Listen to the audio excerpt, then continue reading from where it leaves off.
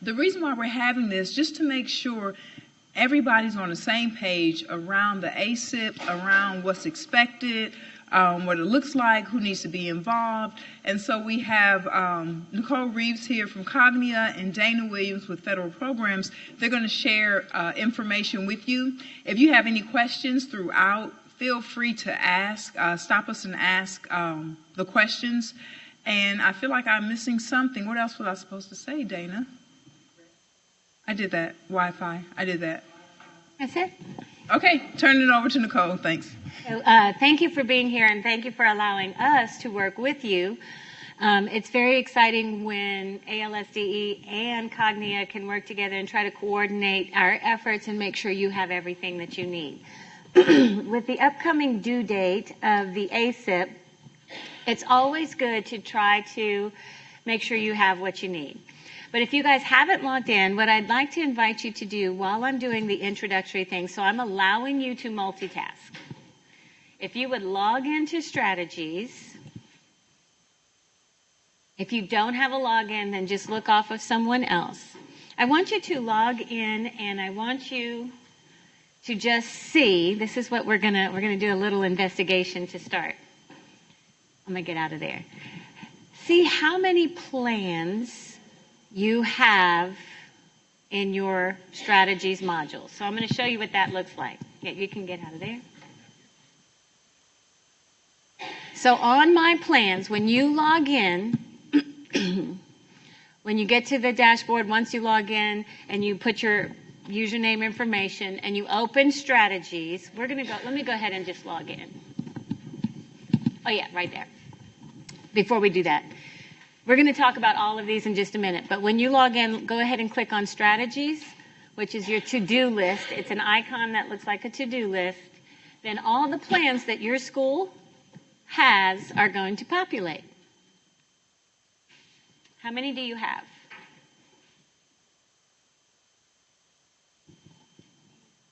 Six. Anybody have less? You have 5 plans? Okay, that's the same.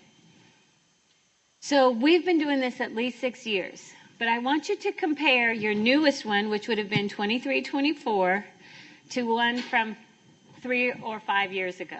And I want to see if there's any critical initiatives that are the same. If you see a same critical initiative in one of your oldest plans that you have in the newest plans, I just want you to give me a thumbs up. You won't get in trouble.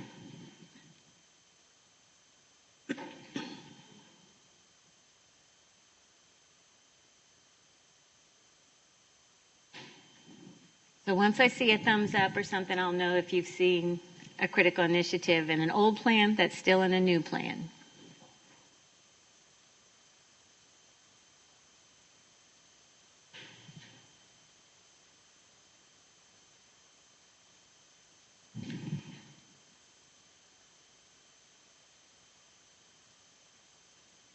You see one? Similar. I see another thumbs up.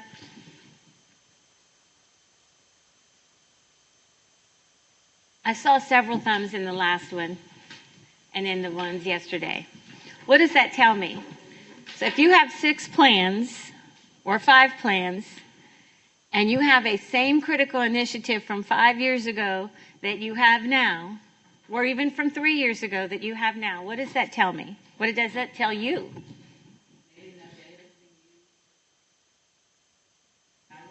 Nothing is happening.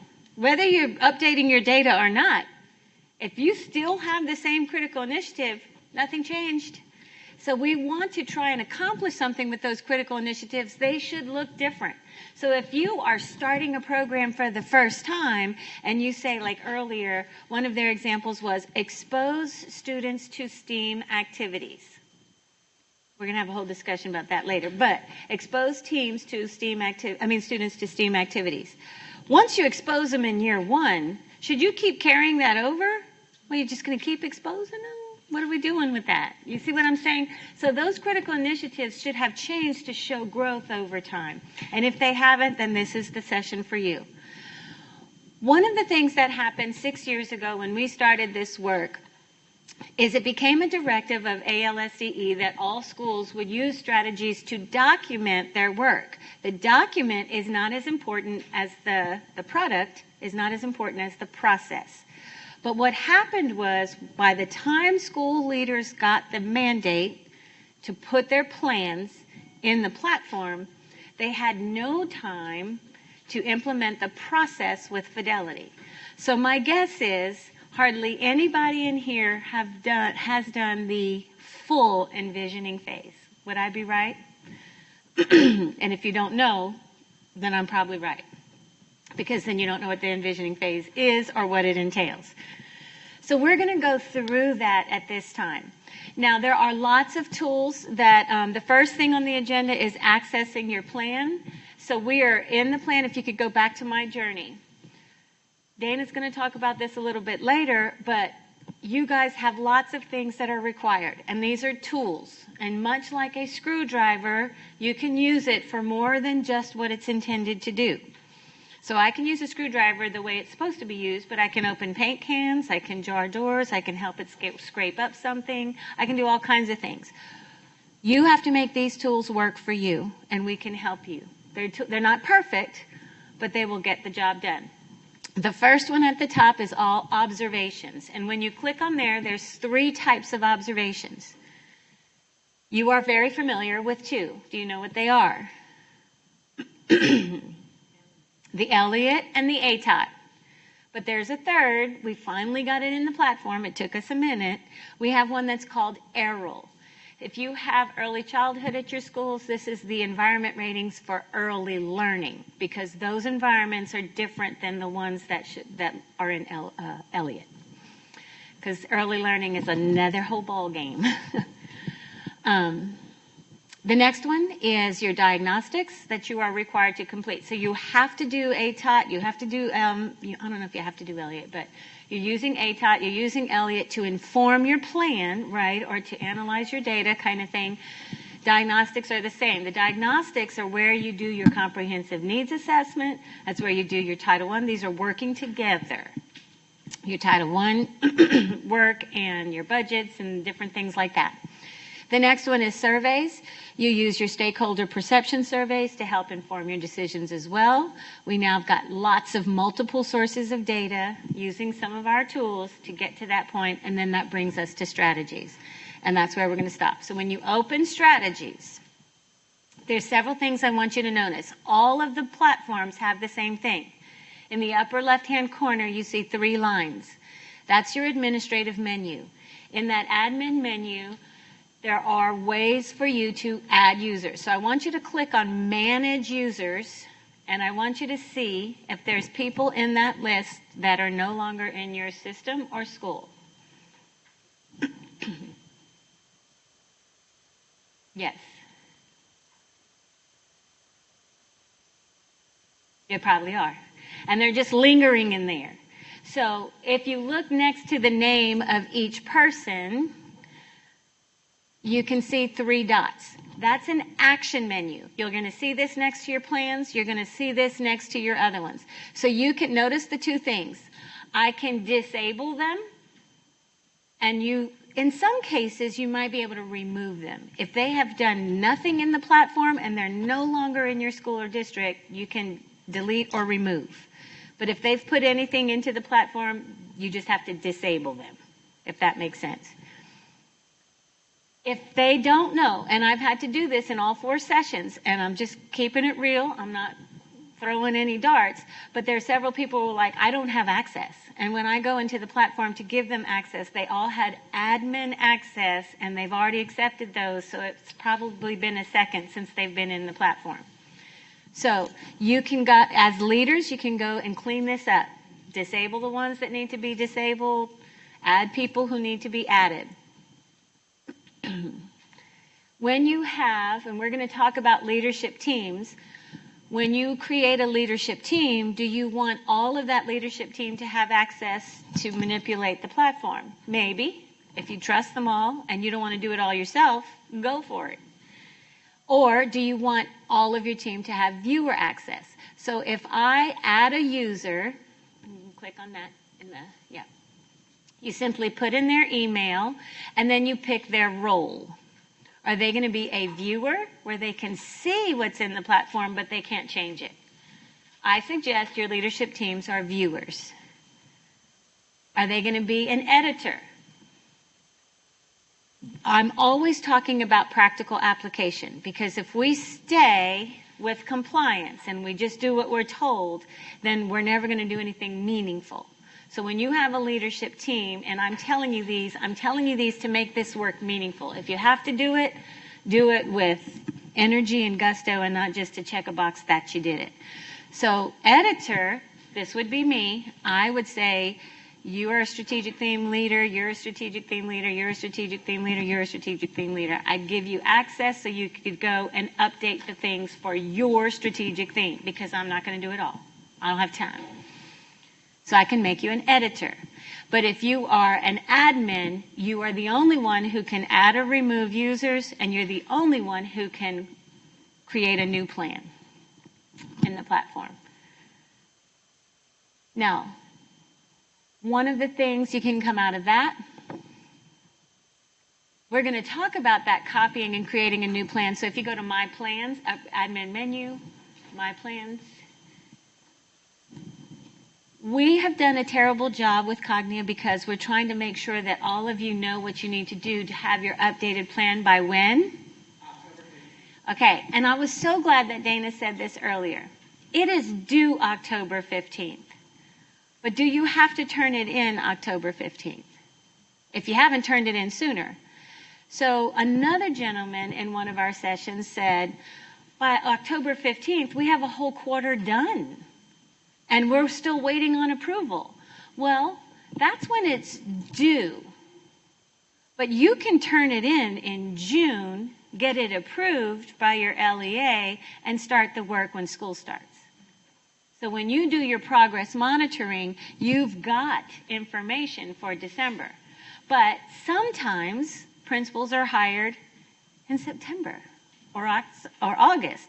If that's the case, then you would make a plan from October, because you need time to think about that, right, to October.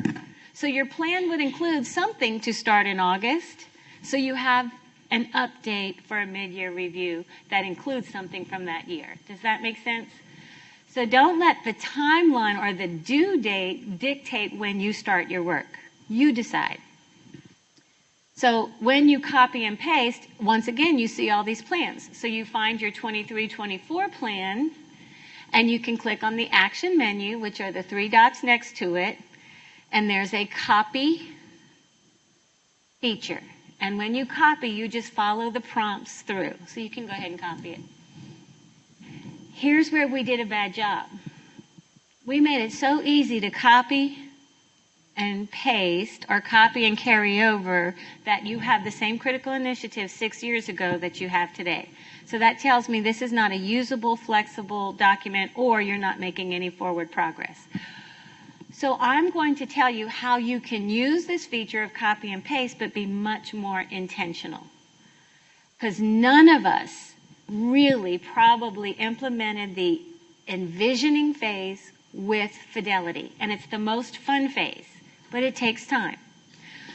So if you're probably not going to have time to do that before October 15th, I'm going to suggest that you make a plan as a leader in your area, your school, your district, whatever, to help facilitate a full envisioning process sometime this year, so that in August of next year, new stuff happens. So you would follow all these prompts. You would carry over only the ones, and we're going to come back to that, carry over only the ones that need to be addressed. So what does this mean? So we're going to get out of that and go back in the PowerPoint. And I'm just moving fast, so just know that all of our work aligns with the Cognia standards. Cognia constantly is reviewing what makes schools work, because we see it across the globe, not just across the country, we are around the world. So when we use our own data to inform what works in schools and what doesn't, plus we use the latest research, and that's how we get our standards. So when we have these standards, if these things are in place, then you have a quality school. And if you're trying to get accredited, this is how you self-assess. So what are some of the things that are very specific to improvement planning? One, that leaders guide the work. Notice that underlined verb. What does that mean? Do the leaders do the work? No. You ain't got time for that. Create and maintain structures that support the work. So if you create a beautiful plan, but you don't know how you're going to find the fill in the blank to do it, what's the blank? The time, the money, the whatever it is, then it's not going to get done. So you also, as a leader, have to create those structures that get it done. We're going to talk about that. What data? You guys collect data. We do this. But do we know how to tie the data together so that when we make a decision, an informed decision, it's not a guess? We're pretty clear that if we address these things, then that's going to change. And apparently, in many cases, if we have the same critical initiative, even if we did work and it's still the same critical initiative from 3 years ago, then we're not doing anything. Or we're spinning our tires. We might be making a lot of effort, but no progress. One of the standards is promoting action research. When you guys put in your evidence-based strategies, you are contributing, you're seeing if those evidence-based strategies that you're required to put in if you're a CSI or TSI school or any of those things, when you put those in and it's tied to dollars, you can say these strategies work at our school. You're doing your own action research, that what you do is accomplishing your goals. In fact, your whole ACIP is action research, because you say, if we do these initiatives, then we think this is going to happen, and we have evidence to show that it did. And so it's also a program evaluation. So just by doing the work of this process, the ACIP is a product. The process is more important than the product. If you do this process with fidelity, you guys are going to see some extensive growth and much more tangible and verifiable growth. So I already showed you how to get in. You do have this. Any new leaders in here? New to Alabama, new to leading? No? If you're new, this in-focus guide, it follows the process. It won't tell you how to work strategies, but if you want to build leadership from within too, if you're a school principal, you can pull in an assistant principal. You guys can start to use some of this because it helps with the process. It tells you who should be on the leadership team, or that you should have one. It tells you what to do during envisioning phase, what questions to ask, what things you should be doing. It tells you what to do during planning phase, and so on and so forth. But you're going to get some of that today. You can get it in the platform. It's also in lots of other areas that I'll show you at the end of this thing. So now let's take a look. What do you notice? What is something that stands out to you in this quote?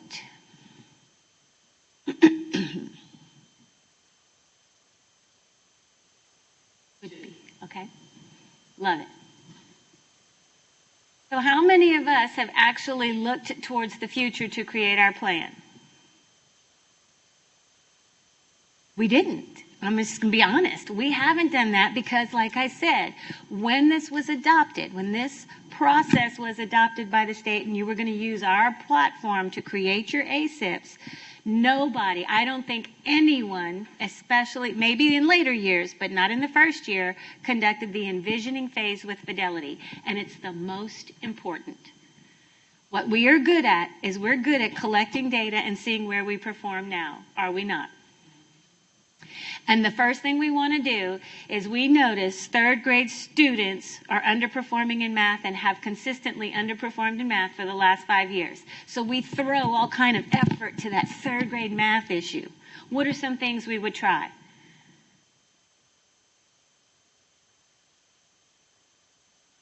Look at the curriculum. Make some curriculum adjustments. Add tutoring. Maybe add professional development. Student reward. Okay, those are all good, but we don't know that that's going to be the perfect answer, and I'm going to tell you why. There are lots of external factors that affect teaching and learning. So when we make decisions like that with that one source of data, we don't know if that's going to improve it. And I use that example because it happened to me as a principal. And so it was rough because I saw for 6 or 7 years, third grade students were underperforming. I knew it was maybe a curricular issue, because all my other students were doing decent. But I was like, what's happening in third grade? So the next thing, out of student performance, what would I look at? I looked at classroom observation data. Not so great. When I did that, I realized that they had, because you can see which instructor was being evaluated, they had a different instructor every year for 6 years. In 1 year, they had 2. So I'm like, okay, so nothing's happening in third grade, and it might be curricular, but it could be that the teacher's not staying, which leads me to another question. Why are they not staying in third grade? So I had to go dig again. Because if I'd have just done tutoring, if I would have just done this, it may or may not have helped. It certainly wouldn't have helped to the degree until I found this out. As I dug and looked at different data sources, the second grade teacher had all students, when they finished the year, with A's and B's. All of them. But they were performing on assessments at like the 6th percentile, stay 9, or 60th percentile type of thing. I was like, oh, you're getting all A's and B's, but you're not doing so hot on your assessments. This is not good. So when I had a meeting with her, she was like, oh, I retest. It's so important that they know the material. So she kept retesting and retesting and retesting and retesting until they passed. They get to third grade, which is a lot of new learning, curricular-wise. We know that. And then what happens? They're struggling. They can't do well, da-da-da-da-da. Well, that doesn't explain why the teachers are leaving. When that happens and the students are not doing well in third grade, but they were doing well in second grade, you have a beloved second grade teacher and a hated third grade, or several third grade teachers. They're like, we don't like this person. They don't know how to teach. They can't do anything. And now the parents are coming at them. So those teachers are doing what? I'm out. They're not going to put up with it. So you can make decisions just on student performance, but it may not be the right ones. So we had to have a vertical alignment with the curriculum. We had to help the second grade teacher understand you can't reteach until they're all successful, or you can, but their grade has to reflect their readiness and their ability before they get to third grade. Because in third grade, or in any subsequent grade, they may not have, we had to look at our processes. So that's what I'm telling you. But we can't just stay right there. We can fix problems by looking at current reality data, but we don't prepare for the future ones. So this is where everyone stopped. Nobody did this next part that I'm going to talk about. We've determined our current reality, and we have to analyze multiple sources of data. So we always start with student performance because that's how we're held accountable, right? But then when we see any kind of discrepancy, we can start saying, what did the classroom observations say? Oh, I forgot to mention, the surveys for the third grade students and the parents were not good. The rest of the school was just fine. So that was corroborated by what I was finding out. So we have multiple sources of data when we analyze those. What does the Elliott tell us? What does the ATOT tell us? What does our attendance data tell us? If students aren't attending, then there's a transportation problem or there's an engagement problem. If you have high discipline issues, then there's a teacher capacity problem, which you have an ATOT to give them formative feedback to help them with their capacity to manage a classroom, or they're not engaged, which needs professional learning. So there's lots of pieces. So when we analyze our current reality data, we don't look at them separately. We look to see how do they help to inform the right decision. Then we put that aside. The second step in the green box, explore the future. And by exploring the future, you're going to explore the future in 4 ways. So if you're not going to do it before October 15th, which I highly suggest you don't, then in some point this year, you're going to explore the future with your leadership team.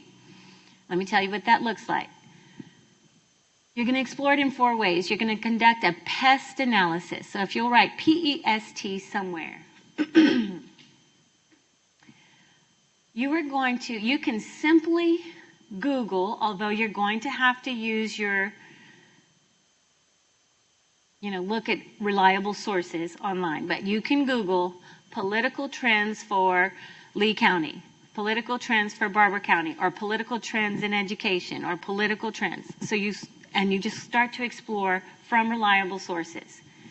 You are going to start to see, and when we say political, we don't mean Democrat, Republican. This is not where we live. That's not even our role. Let those parents and families believe that and do whatever. We're talking about what governing decisions are going to be made that will affect your ability to facilitate teaching and learning or prepare your students for what they need to know. So when we explore the future, that's why we do it. 2 reasons. How is it going to affect your ability to teach and learn? And what do our students need to know? That way we are more proactive and less reactive. Long time ago, been at this a while, started teaching in 91. We knew NCLB was coming before it came. We knew ESSA was coming before it came. We knew. But a lot of us didn't want to look at it. Oh, we'll worry about that when it gets here. And then we're scrambling to figure it out. So we can start to see some of those legislative pieces. We can see if our local community is going to support a tax base or a millage that will help our district. So we're talking local government, we're talking district, we're talking state, we're talking federal. What are those political or governing or legislative issues that are going to affect the way we teach and learn? Because we might put a professional learning thing in there for $1 gazillion and Title II goes away. Might get a little bit from Title I, but it's going to affect, right? The other one, E, economic. So when we look at economics, the same thing is true. And you can see where political overlaps with your local tax base. Let's say you have lots of companies in your area that have decided to relocate elsewhere. Not to pick on California, but guess what happened to California? Lots of companies left. Why? Because the political decisions made it hard for them. There's so much regulation, it was hard for them to operate efficiently under those regulations, so those companies moved elsewhere. So they lost all of that industry, which affected, when the industry leaves, what leaves with it? The workers and the employees, which they probably have children. So now those children are out of that district. That affects you. When you don't have the students, what also changes? Your funds.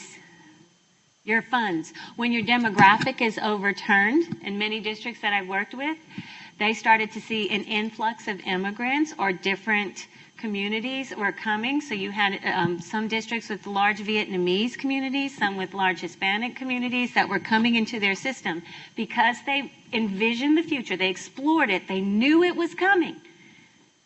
So if I know I'm going to have this influx of students with other languages and I have a EL coordinator, can I be more proactive?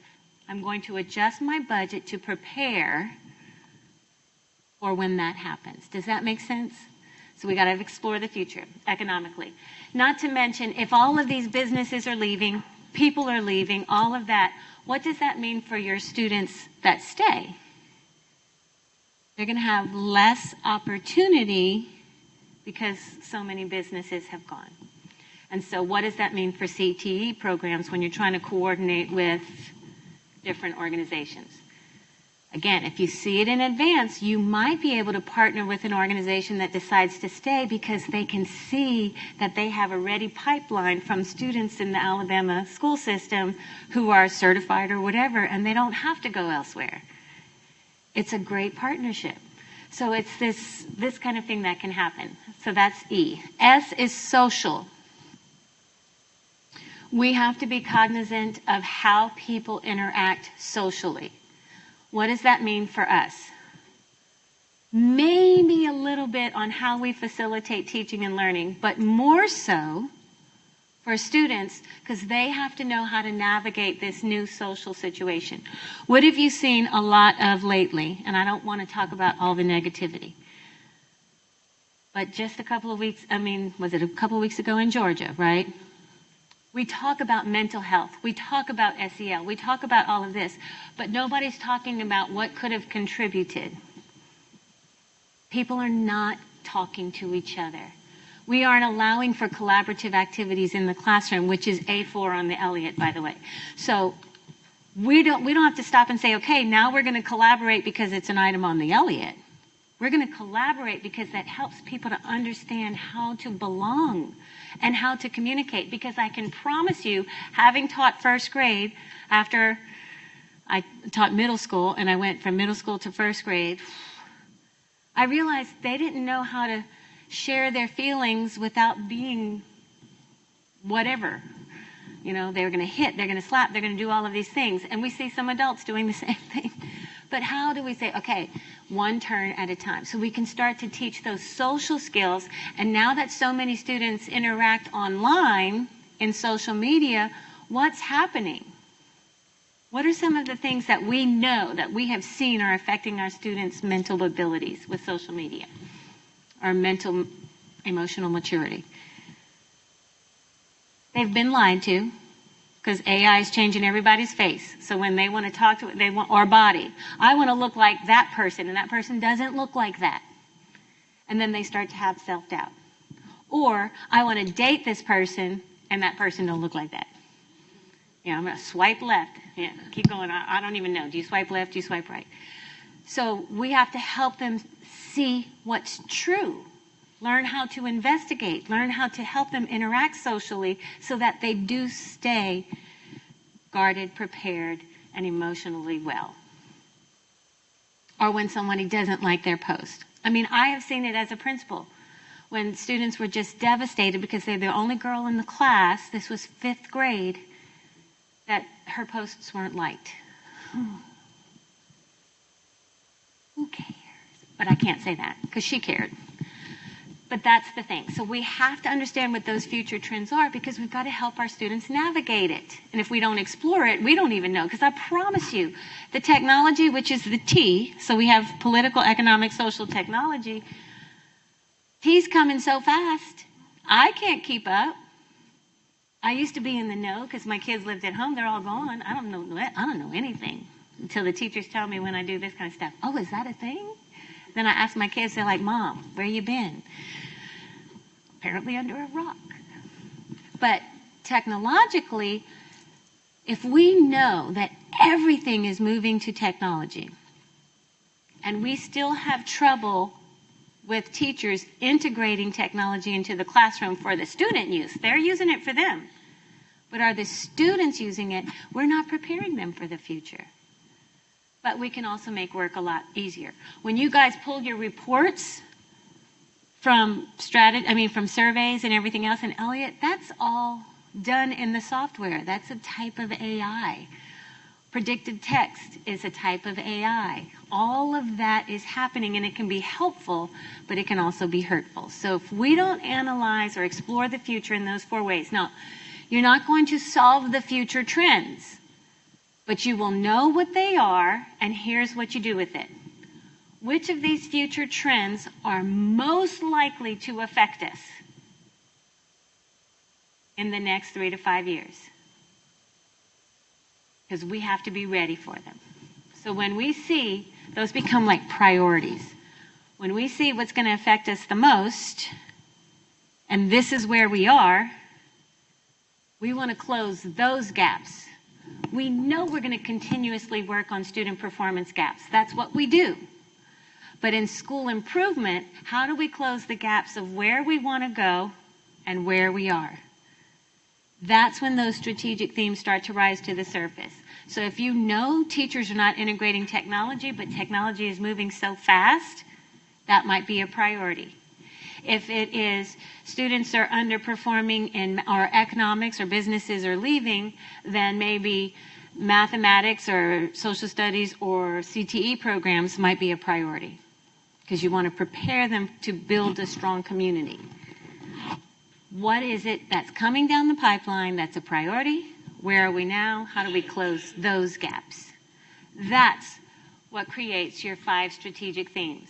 So for those of you who adopted what was already in the platform and you copy and carry over and you copy and carry over, you don't have to do that anymore. Start fresh after this year. This is the most important part. Once you have created your 3 to 5, no more. Don't do 10 strategic themes. 3 to 5. Everybody say it out loud. 3 to 5. Okay, we're going to live right there. How does Hitch do it? Don't do this. You know, he was teaching the guy to dance. We live right here. We're going to live right here. 3 to 5. 3 to 5. So once we do that, now we can start to build the long-range plan. So districts, you can do this, and I know that there are districts in Alabama that have a district plan, and you want your schools to align their ACIPs to the district plan. So that's all fine. But let me tell you how this is supposed to work. This long-range plan that you create in planning is not to be done all in 1 year. It's not. When you have your 3 to 5 strategic themes, under each strategic theme, you are going to have one objective.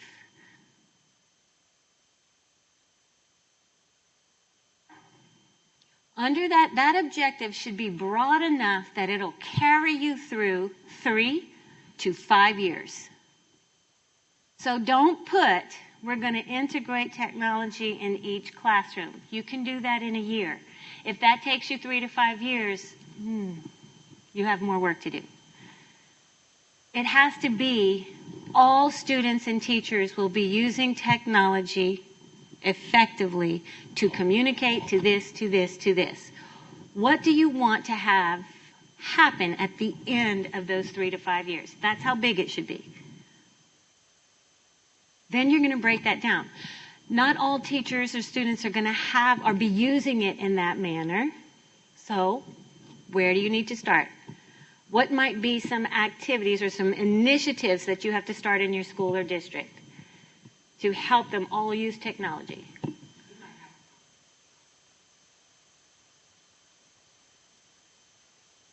Right. The student use, like a checklist or a competency-based assessment of how they use computers or technology. Okay? What else? So you would create that. So you would start a verb, create a competency-based whatever. What else would you need to do? If teachers aren't integrating, they might need training, support, PLCs, whatever the case may be. Provide teachers with professional learning and support for implementation. What else? And monitor teachers' implementation of technology integration. Some principals, because any PL that happens, if you don't tell your teachers at the district level or at the school level, you've done this and this is what I expect to see in the classroom, guess what's not going to happen? What they just learned. So why spend the money on the PLCs? On the professional learning. So you start to break that objective down into critical initiatives. And my favorite numbers are what? So how many critical initiatives do you or could you have or should you have under each strategic theme? My favorite numbers. 3 to 5. That means if I have, let's see if you can do the math, 5 strategic themes and 3 critical initiatives for each one, how many critical initiatives do I have? 15. 5 times 3. Do you want to address 15 critical initiatives in a year? If you do, you're crazy. So for schools, districts, this is the same for you. Prioritize. You're going to have 15 of them. That's your long-range plan. So when we do that copy and carry over, we're copying and carrying over the critical initiatives we didn't do. we will pick or prioritize which 3 to 5 we will address in 1 year. And critical initiatives start with a verb. I have seen several today where they said this was the critical initiative. Teacher work groups. What about them? That was what it was. Teacher work groups. Okay. The critical initiative starts with a verb. What are you going to do? So if they're going to do something with the teacher work groups, offer teacher work groups to blah. So whoever comes in, because I know you guys don't change leaders in Alabama ever. Whenever somebody new comes in, they can look at it and say, I know what that means. If they come in and see teacher work groups, what are they going to say? That don't make any sense. So your critical initiatives are for 1 year. And probably engage teachers in teacher work groups. I'll take it, but you can probably engage them that sooner. So your critical initiative should be a little larger. Your critical initiative would be to improve teacher capacity for technology integration. There's some other elements with that critical initiative. If you go in the platform and you go to planning, and it says create objectives and critical initiatives, on the left-hand side, you will see, let me get to it, you will see the navigation menu. I couldn't think. So look right here. I'm going to get out of here. I'm going to open a plan. See this navigation pane on the left-hand side? You can click on any of these and that takes you right where you're supposed to be. Plus that in-focus guide, if you're wondering what you should be doing, when you download here, it'll tell you exactly what to do when you determine your current reality. But I want you to go to identify outcomes and critical key measures. So now we've got a strategic theme. In this case, it was academic excellence. The critical initiative, and it's not a good, the objective just says how we'll meet the priority. So this one is ensure that all students will be successful. See how big it is? It's big. It's not a good one, but it's big. Then we have the critical initiative. It says increase the number of students who graduate with personalized education pathways toward college, career, life readiness. So it's big. Now, they didn't break those down into activities. That's where your ACIP comes in. But they're going to prioritize that one or not. But notice what's underneath the intended outcome. So if we increase this number of students who graduate, what do we want the outcome to be?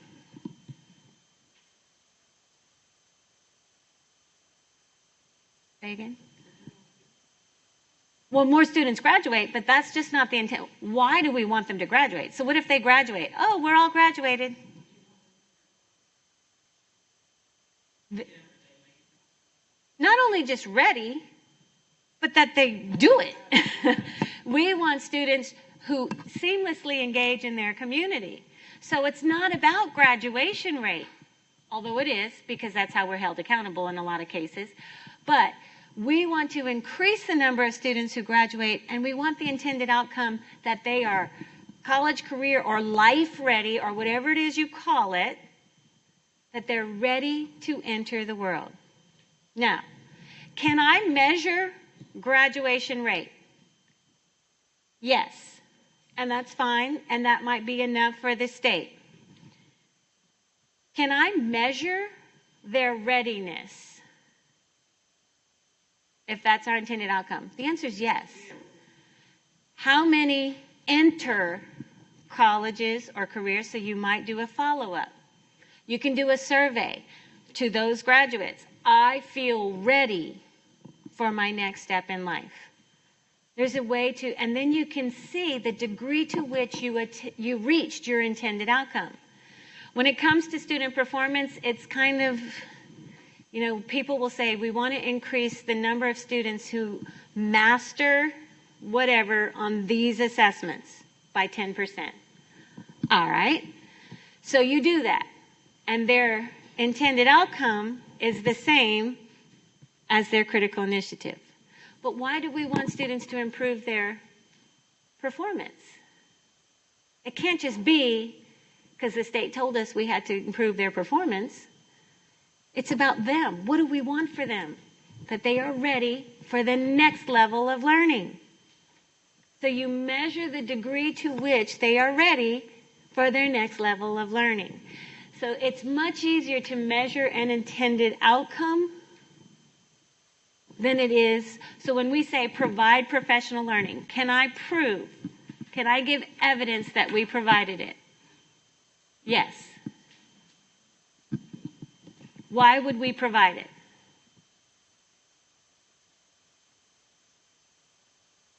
To build teacher capacity, that they learn new things, they use it, and they are better teachers for it. Okay? Do you have a measure for that?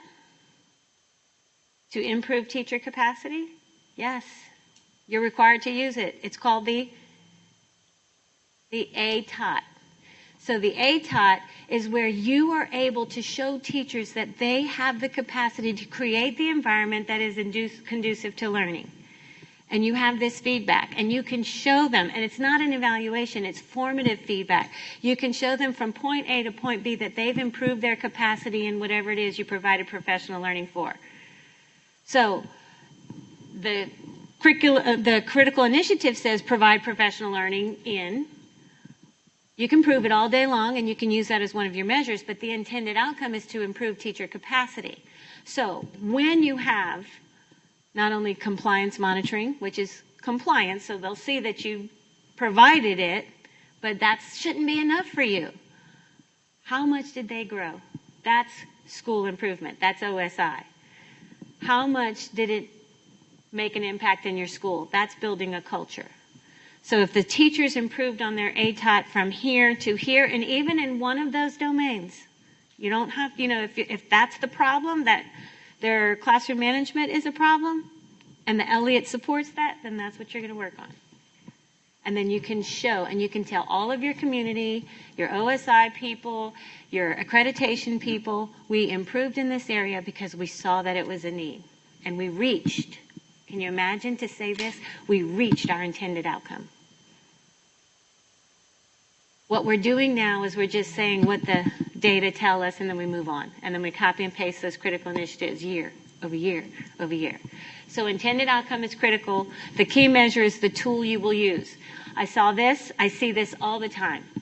It says student achievement data. Thank you for that. Be specific.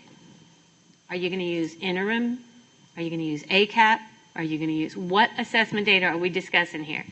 Because, like I said, if somebody new walks in, and when you get those compliance monitoring, when you get an accreditor, when you do any of that and they look at it, it needs to be self-explanatory. When you get a new leader, which assessments are you using to measure this? And if at all possible, include interims or more along the year. All right, we can get out of that and go back to the platform. Any questions on envisioning and planning? So after we create our critical initiatives, we have our intended outcomes and our key measures. Remember I said we have 15 critical initiatives. Look at step number 3. 15 critical initiatives. We're not doing all 15. We're going to do how many? 3 to 5. And so how do we put that in the platform? In the platform, next to each critical initiative where it says develop annual plan, you'll see start date and end date. So you can do 2 things. One, once you prioritize of the 15, we're going to do these 3. That means you only have work to do on how many? 3. You're going to put this year's dates. So you're going to put, and I suggest whenever leaders go back to school, I suggest like a July through June. Even though, and you try to get your plan done in July, get it approved as soon as possible so when school starts, everything's ready to go. And you're not trying to do this in October. Because Dana said you can turn them in early. Sorry, LEAs, if you don't want to, LEAs if you don't want to read them early, but we need to get stuff started. So you put the dates from July to whenever, or October to September. And that shows that that's only the critical initiatives you're going to work on in year 1. You can say, put the new date for 25-26 for those that you want to do in year 2. You can put 26-27 for the ones you want to do in year 3. You can date them all. And that might help everyone see what your plan is for the long thing, but you're not going to develop it all. Your ACIP will only focus on your 3 to 5 priorities. That's how you develop the annual plan. So when you're finished with envisioning and planning, you have a 3 to 5 year plan. You're not going to do all of these things in 1 year. Notice that you have your vision, mission, beliefs. Everything you do should align to that. If it's out of alignment, don't do it. Keep your focus right on par. This one has 5 strategic themes, 5 objectives. This one, just like we did, they have 3 critical initiatives under each strategic theme. That's fine. That's 15. You can use this output to share with your leadership team and say, which of these are the biggest priority that we need to focus on in year 1? Highlight it. That easy. Go put the dates in the platform. Now you know, this is year 1. Then you have this output that you can share with all of your teachers. You know, teachers, we have a 5-year plan. This year, our focus, and it's only going to print up the critical initiatives that you've prioritized for year 1. That's it. This is what we're working on, teachers. Notice it doesn't have all the details of the ACIP. Do the teachers need to see all that? They have enough information. They just need to know, oh, you need me to work on this? Okay, I got that. And we will guide you along the way. So they don't need to know what funding source you're going to use. They don't need to, unless they say, well, why can't we do this? And you have to say, because we're limited with whatever. They don't need to know all, when you're going to start, when you're going to be done. They just need to know that this is what you're working on. And so do the parents and everybody else. But then we get to implementing. Notice this quote. What makes implementation of your ACIPs difficult?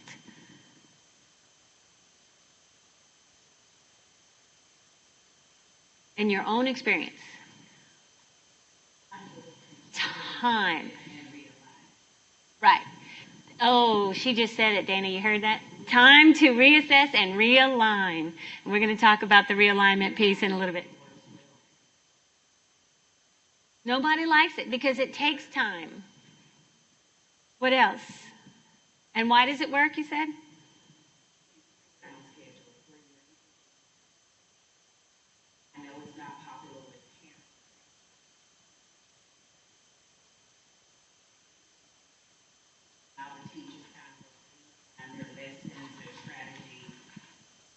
Yep. Tutoring. I know everything is right. I gotcha. There's so many innovative and creative ways to address education, but we are bound by regulation, parent schedules, and certain things. But time is an issue. What else is an issue? Mindset of the indicators. Of the educators.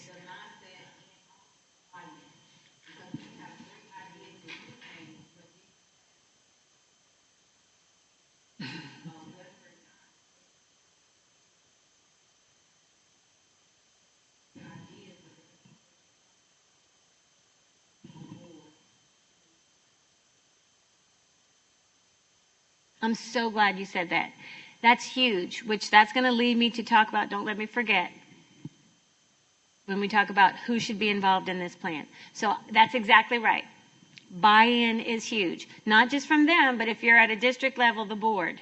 The board has to say yes and sign off on it and all those kinds of things. And if they aren't believing in you, if you have a culture of distrust, and believe me, I work with enough districts where there's battles royale going on right now.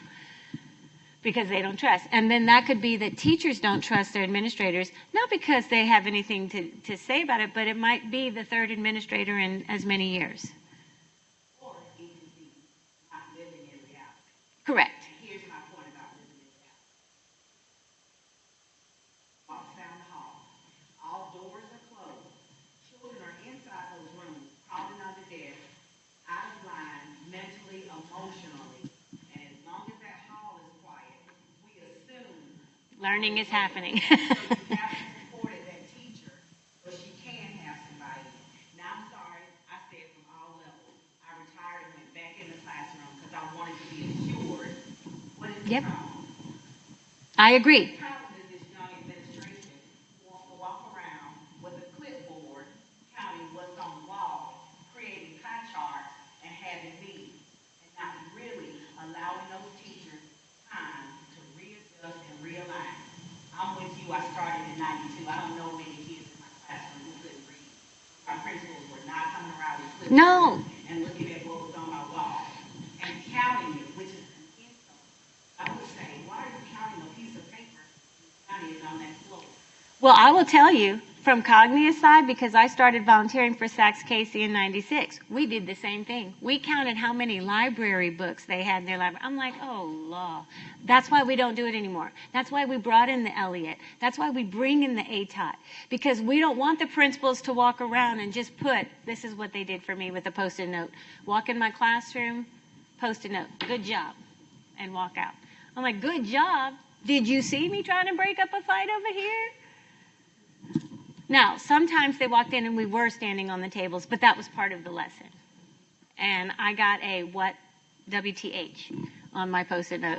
Like, we were on a ship and some were below deck and some were above deck. You know, that was what I did in first grade. Did not do that in middle school.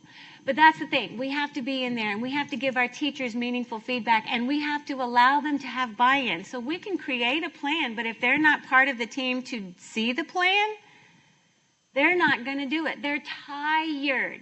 But if you have teacher representation on your leadership team, which I'm going to show you in a minute, then that's no longer an implementation obstacle because they were part of it. And when you have parents, community members, students, and teachers on that committee, and you're going to say, when are we all supposed to meet? I'm going to talk about that too. To start this envisioning phase, at least for envisioning, they need to see the data. When they start to analyze the data and see what's happening in the classrooms, see what's happening with the teacher capacity, see what's happening with attendance, when the parents are like, y'all don't do anything. Well, nobody comes to school. When you see what's happening with discipline, they can start to say, oh, now this is all making sense, and then they become a larger voice. So it's not a superintendent, it's not a principal, it's not an LEA. It is proof or evidence that things need to change. They know it needs to change, but now they have tangible stuff, and that's what makes it hard. So time and buy-in. Anything else? Those are two great ones, big ones. I think time is the issue more than anything, and the buy-in. So at this point, and we're going to talk about a leadership team. Let me just kind of go back before we get too far. If you're going to start envisioning this year, and you're going to start and implement this process, which is more important than the product, with fidelity, then you need a good team behind you. So we just kind of discussed that. Who should be part of it? Teachers. I'm going to go to that slide. Hang on. It's there. This is who should be part of it. So that means when would be a good time for you to meet with said team? Are you going to do it? It could be February. Is it going to be during the school day? Maybe not. Unless you've got good coverage and substitutes, which I doubt, because nobody has a substitute these days. It could be, if you've got everything in place. But if you're creating a plan, you're probably not going to do it in April, because you're testing. You sure is not going to do it in May, because whatever is happening in May. But you might get out in May 20-something. You can use the rest of May, take a couple of days or a day where school's out, give the teachers food. There's could be a way to give them a stipend, but they come in for the day, the students come in, you might have to provide transportation, parents come in, community members come in, and you set the stage of that long-range plan. They are all part of it. There's your buy-in. Then, that's envisioning. So I suggest doing it in early May. That gives the core leadership team, the ones who actually work in the summer, to start fleshing some things out. I got a question this morning. They said, we are a small school. We have one grade level teacher per grade. We can't afford for them to not be in their classroom. How do we keep this going? Once you do the envisioning, then it's a matter of, here's some critical initiatives, send it to the parents, get the feedback virtually or digitally through email or a survey or a form or something. You can do the same with teachers, and then you say, this is what you said, this is the adjustments we made. So there's a way to do it that you don't have to meet, if that makes sense. But if you're going to have 5 strategic themes, I highly recommend that you assign someone the leader of that team. Because I'm the principal, I'm going to have 5 strategic themes. I'm going to constantly be hearing the progress, but I can't do it. I don't have time. So I could have this strategic theme leader guiding the work there. I can have this one guiding the work in that. Some of them will talk together. The next question is, how often should we meet? You are required to meet how many times? I mean, to look at your plan. In Alabama. You have a mid-year review and then your end-of-year evaluation, right? So it's twice a year that somebody is coming to check on you. Or should be. Is twice a year sufficient? If you're in LEA, there's supposed to be mid-year reviews. So if you haven't done it, you might want to. How often? I would say at least once a quarter. I'm going to give you an example. This is not the best example. As a school principal, we had a leadership team. We did the envisioning with the big folks, with the whole group, but my leadership team on campus, because I too had one grade level teacher. So I got my early childhood, it was a rural school, 3-year-olds through 8th grade. So we had about 300 students. So I had 3-year-old teacher, and one of the 3-year-old teachers. I had one of the, early childhood, so pre-K 3, pre-K 4, and kindergarten. So one teacher representative for them. I had one for elementary, 3, 4, and 5, one for middle. So I had teacher representation, and there was a reason I had to have one for early childhood, elementary, and middle. Why? What do middle school teachers say about elementary teachers? They only have to worry about 25 students. I have to worry about 125. They only have one prep. I've got this many. Well, no, they have every grade level prep, okay? What do elementary teachers say about early childhood teachers? All they do is play. That's all they do. They just play. It looks like chaos in there. And it does, but it's learning. So they don't understand. So you need the multiple perspectives because you're making decisions for all of them. Then the secretary was actually, she could speak in the meeting, and the secretary knows a lot. She probably knows all the families, their kids, and their kids, and their kids, and their kids. And she can tell you, oh, no, that's not going to work because we already tried that in 1965. So the secretary was on the committee, but she also kept notes. So I always had a running thing. And so when we were going to make any changes in our school improvement plan, she went and made them for me, because she was privy to all of the conversations, and she scheduled time in her day to make sure that was done. So that was the secretary. Counselor, we're talking about the needs of the students. We had the librarian, because she provides the resources to all of the teachers. And we had the athletic director. Why?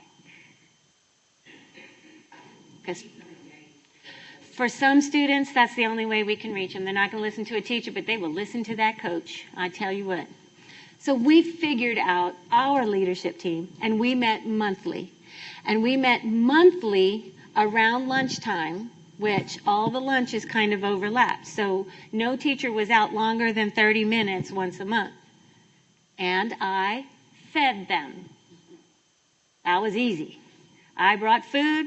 They knew to come in. We had an agenda for our regular business, but 15 to 20 minutes of our hour were allotted for school improvement. So they can say what their progress was, not only say, but hear what the progress was for each of the critical initiatives that they were involved in. Then we can make updates in the platform. So we did it that way. We did it once a month. If you're not doing it once a month, I highly suggest you do it once a quarter. If you're in LEA and you have a district strategic plan, you should be letting your principals know what's happening in the district in terms of improvement, so you model for them. Just saying. All right. Let me see if there was anything else I missed. So on evaluation, I just want to go to the evaluation phase. Also, let's look at this one. What words stand out for you on this one?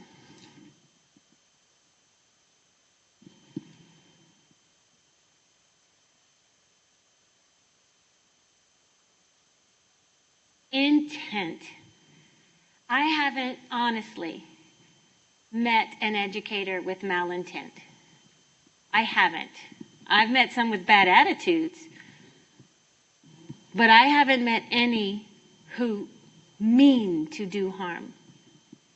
They're just tired and angry for whatever reason. So we can't put this, and that's what's happening for so many schools across the country, and that's why I made you start with what critical initiatives have changed. We have good intentions because I know you're doing good work in the schools. I know you are. But when it comes to school improvement, you're just spinning your wheels. Because if those critical initiatives are the same now than they were 3 to 5 years ago, that's a problem. No one's growing. There's no buy-in. There's no this. And we wonder why we have teacher turnover, administrator turnover, blah, blah, blah, blah. There's a million reasons why.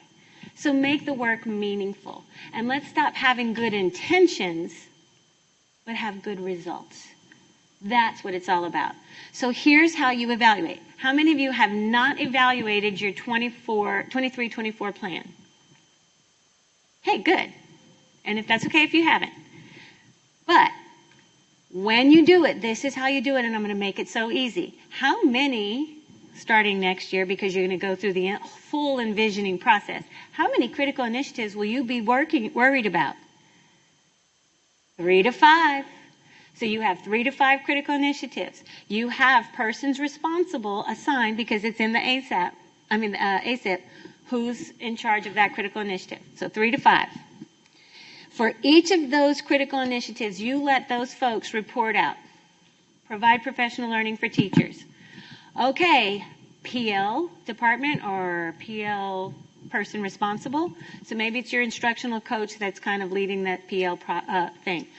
We have done, these were the activities. We were going to schedule a PL calendar, when we were going to conduct PLCs, setting expectations for implementation. We offered it in August. Our Elliott results show this from August to September. We gave feedback to the teachers from September to here, and now we landed on here. Anything else for that critical initiative? Oh, we forgot to mention that student survey data shows that students feel much more engaged now than they did last year at this time.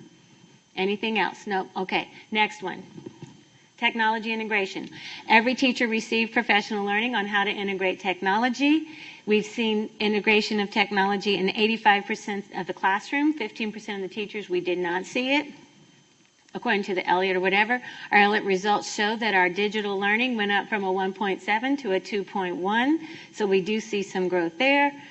And students in their surveys feel like they feel confident to use it. Okay, move on. The next one. So 3 to 5 times you let people say what key measure data they have and what they notice about it. And if they come to the table prepared, that should take you less than an hour. The next part's the hard part. So let's say you did 2 of your critical initiatives. You met your intended outcomes for your professional learning, for your technology integration, but man, your your parent engagement didn't go very well, because that was your other one. All right? So if you have 2 out of 3 and I were grading you, what grade would you get? 67. If you made an attempt, you might get a 70, 75 to engage the parents. But that's not how the judge success of the overall plan. It's not a grade. It just says we've accomplished 2 of our 3 critical initiatives we prioritized. We realized that these activities were not successful. We are going to carry over that 1 critical initiative and change the activities to include that. And that's judge the success of the overall plan, at the same time addressing your implications for the future. So instead of copying and pasting all of those critical initiatives, you can copy and carry over that 1 that you didn't get to, and how many others. If we have 1 already addressed for next year, I can add 2 to 4 more. And I go from the ones I've already created. I already have the intended outcomes for them. I already have the key measures for them. So it's just a matter of selecting them for year 2. Make sense? If you monitor progress throughout the year, you should be able to do your evaluation in less than 2 hours. When we talk about time, that's no big deal. You can have, if you're staying after school, if you don't want to do it in the summer, you can do it in May, because in May, you can evaluate and create your new plan. Turn it into your LEA, get approval, you're ready to start in August. Make some tweaks, do whatever you have to do. The envisioning phase you do only once. The exploring the future, you do only once every 3 to 5 years. Because once you have those 15 to 25 critical initiatives, that's what you carry over, depending on how you do each year. And you can always reword critical initiatives. The long-range plan's not going to change. But if you see that you need to reword it, readjust it, change a key measure, that's fine. You can make those adjustments every single year. This theory of action, if you're going to enact and monitor progress, this is the easiest thing to do. Have this up. Notice, and you don't have to, this whole presentation is going to be in Power School, so you'll be able to see it closely. But the critical initiative is in the box in the center, framed by the mission and vision, because we're always mindful of that. We're not going to go outside the box in that regard. Right under that box, it's your key measures. So if I'm a critical initiative person responsible, I'm going to come, in this case, with the teacher survey, specific to whatever the critical initiative is, the classroom observations, the Elliott's ratings, and the teacher evaluation ratings.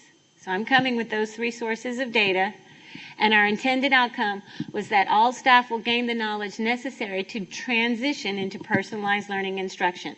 So the surveys say if they feel like they have the knowledge. 1 piece of information, 1 piece of data. The Elliott observations show they have the knowledge because they're doing it. And the teacher evaluations show they have capacity, but there's still some growth in that area. So all I have to do is just report on what the evidence is saying we're doing towards our intended outcome. That's it. And that guides the conversation. If once you have that conversation, if you're in the platform, by the way, on your navigation menu on the left-hand side, if you scroll all the way down to the bottom, you can download at any time the strategy map, the annual improvement plan that just says which critical initiatives you're going to address in year 1, your implementation plan, which is the ACIP, and the theory of action, which is the one that I just showed you. And you can use them however you want. But if you're enacting and monitoring progress in the platform, so when you see implementing on the left-hand side, do I have a pointer here? I don't think so. Nope, I sure don't. So when you see where it says under implementing design implementation plan, the last one is enact and monitor progress. Notice in the right-hand side it says Set tracking status. So in your quarterly meetings or monthly meetings, they give their report. You can put the date. Notice how simple. 3/21, this was provide professional learning. And on 10/21, the vendors were notified that they are going to be providing professional learning. That was the report and the update. And that's what the activity said. We were going to research vendors or people to do PL. We found them. We're ready to go. All right. You can select your status. You're either on track, you're lagging, you haven't completed your activities, or you're at risk because you really are behind. And it's okay if you're behind. You just have to say why. So let's say, kind of like to our friend's point, that the principals won't go in or they schedule observations. That always bothered me because I want to see the teacher for real. I don't want to see her song or his song and dance. I want to see. And I told the principals, come in anytime, any day. If I'm sitting at my desk, you can ask me why. And you can tell me I'm not good, but that's fine. Come in. So on this particular one, if you have somebody from the LEA come into your school and they say, can you update us on your progress on your school improvement plan? Call the secretary, because I know you got a walkie-talkie or a phone or something. You say, can you print up the implementation plan? Because those green and yellow boxes are going to come out. You hand it to them. This is how we're doing. We met 2 weeks ago. And you never have to worry about it. When time comes for your accreditation and they want to know how you're doing towards school improvement, you got it. There's no evidence. There's no prep except to do those diagnostics for accreditation. All your evidence should already be there. Any questions on these? All right. But because you have plans due October 15th, many of you are not going to start a new plan on this first box. So you're going to copy and rename your plan, but I highly suggest you go through those critical initiatives and at least see, do those intended outcomes make sense? Or do our critical initiatives start with the verb? Let's say that one, because teacher work groups is not acceptable. Teacher work groups. Okay. It starts with a verb. What are we going to do? And do we have an intended outcome? If we do this, then we think this will happen. You're going to put that in your platform. And how will you measure it? That's how you have to do it. That's when you do the review, you make all your updates, your modifications, and it's ready. For the rest of the year, that's when you do all your activities, you plan those out. When are we going to do them? How are we going to do them? Who's responsible? And you just start the work.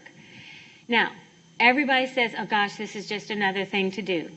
If you do this well, it's not extra work, it is the work. And we are going to talk, when Dana comes up, we're going to talk about how, for federal programs, all those regulations that we have no control over, they have to get done, and there's a form that they use, so we've got to do, the whole dance for them, and we got it. How can we combine what you're doing for school improvement with all the rest of it? This guides the work. This helps when they say there's a narrative that you have to supply, that how is this going to help students? You're going to get more and more practice with this, and it's going to make it more seamless. All right, I want you to answer one of these questions. So pick one or pick two. Think about your answer. All right. So what kinds of things, we're going to come back. What kinds of things need to happen at your school? If anybody wants to share. Like when you leave here today, what do you want to change? Your school or your district? I'm going to use them for example. What are you going to change? I'm sorry. So based on our discussion, what did you notice you need to change? The verbiage?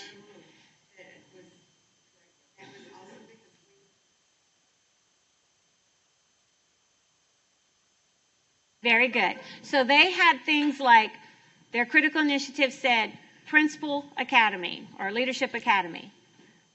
What about it? So they know they want to enhance or increase participation in the Principal Leadership Academy. Okay.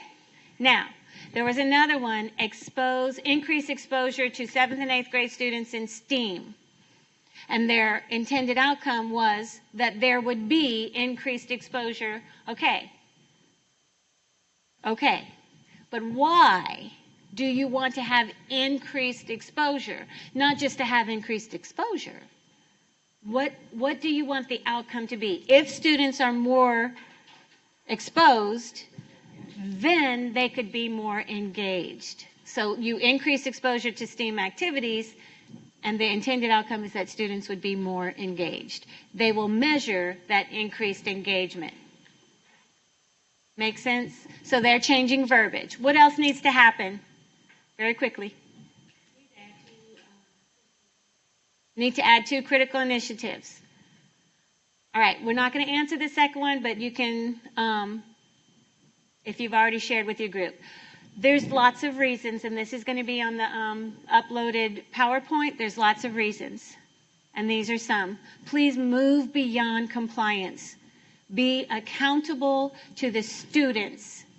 Yes, you have to mark and check the boxes for OSI, for CSI, for ATSI, for all those alphabet soup things. Yes. You have to do compliance monitoring, but compliance monitoring is just that, compliance. Improvement is part of that, so you can monitor your compliance, but you can improve along the way.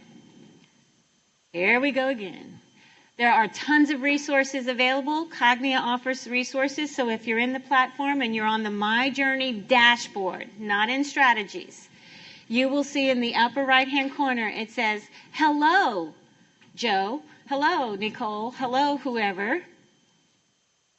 And then there's a thing that says resources, and you can go and explore. There's video tutorials about how to use them. You'll see these kinds of things, webinars and tutorials, eProve resources, plus ALSDE offers their own support page for all things Cognia and everything else. We also have a Padlet that's going to be on there that you can access. Any questions before I turn it over to Dana? I know that you might have come in here between a 1 and a 4. Did anybody go up? Did any of you go down? Because that's okay. I want to reassess at the second half. There's a lot to think about. You just take one bite at a time. And if you have questions, like I said, I'll have cards. You can certainly email. We can talk about it. The process is important. And if you want to just brainstorm, and I know Dana's office will be the same. We want to brainstorm. How can we make a good plan with a good process and still do what we have to do in terms of compliance? We can brainstorm about how that looks so that you don't frustrate. Thank you very much. My name is Dana Williams, and I am the School Improvement Specialist with the Federal Programs Department at the Alabama State Department of Education. So while that is my role, I am that program specialist. That is not all that I do. So I help with whatever area needs assisting.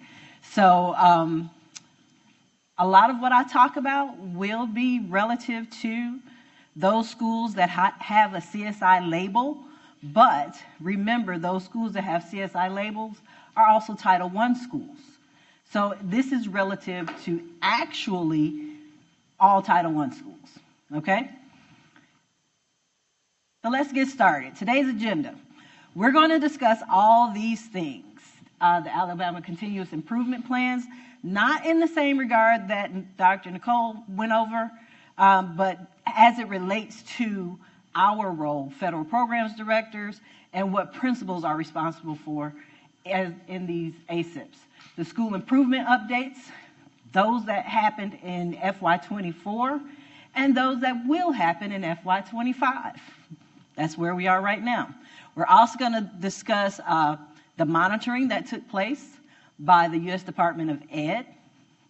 That is, I'll let Dr. Killingsworth fill you in on that one. And then we have an updated program evaluation template. So let's talk about the ACIPs. And this is just reiterating what Nicole talked about. This is a plan to help you improve your students. It's not a plan to just create and say, I did it by October 15th because I'm supposed to do it by October 15th. That is not the sole purpose of the ACIP. The ACIP is not the sole responsibility of the principal. It is a collective effort of those individuals who you put on your team. The ACIP also helps you plan how to move forward. And the ACIP is basically you being transparent in your strategies and with your finances. How are you allocating your state, local, and federal dollars to help improve students? It's transparency. And so when we talk about school improvement, I'm not just talking about CSI schools, because usually that's what you think about, right? I'm not in school improvement. I'm not CSI. Well, school improvement is for any school that has an area that needs to improve.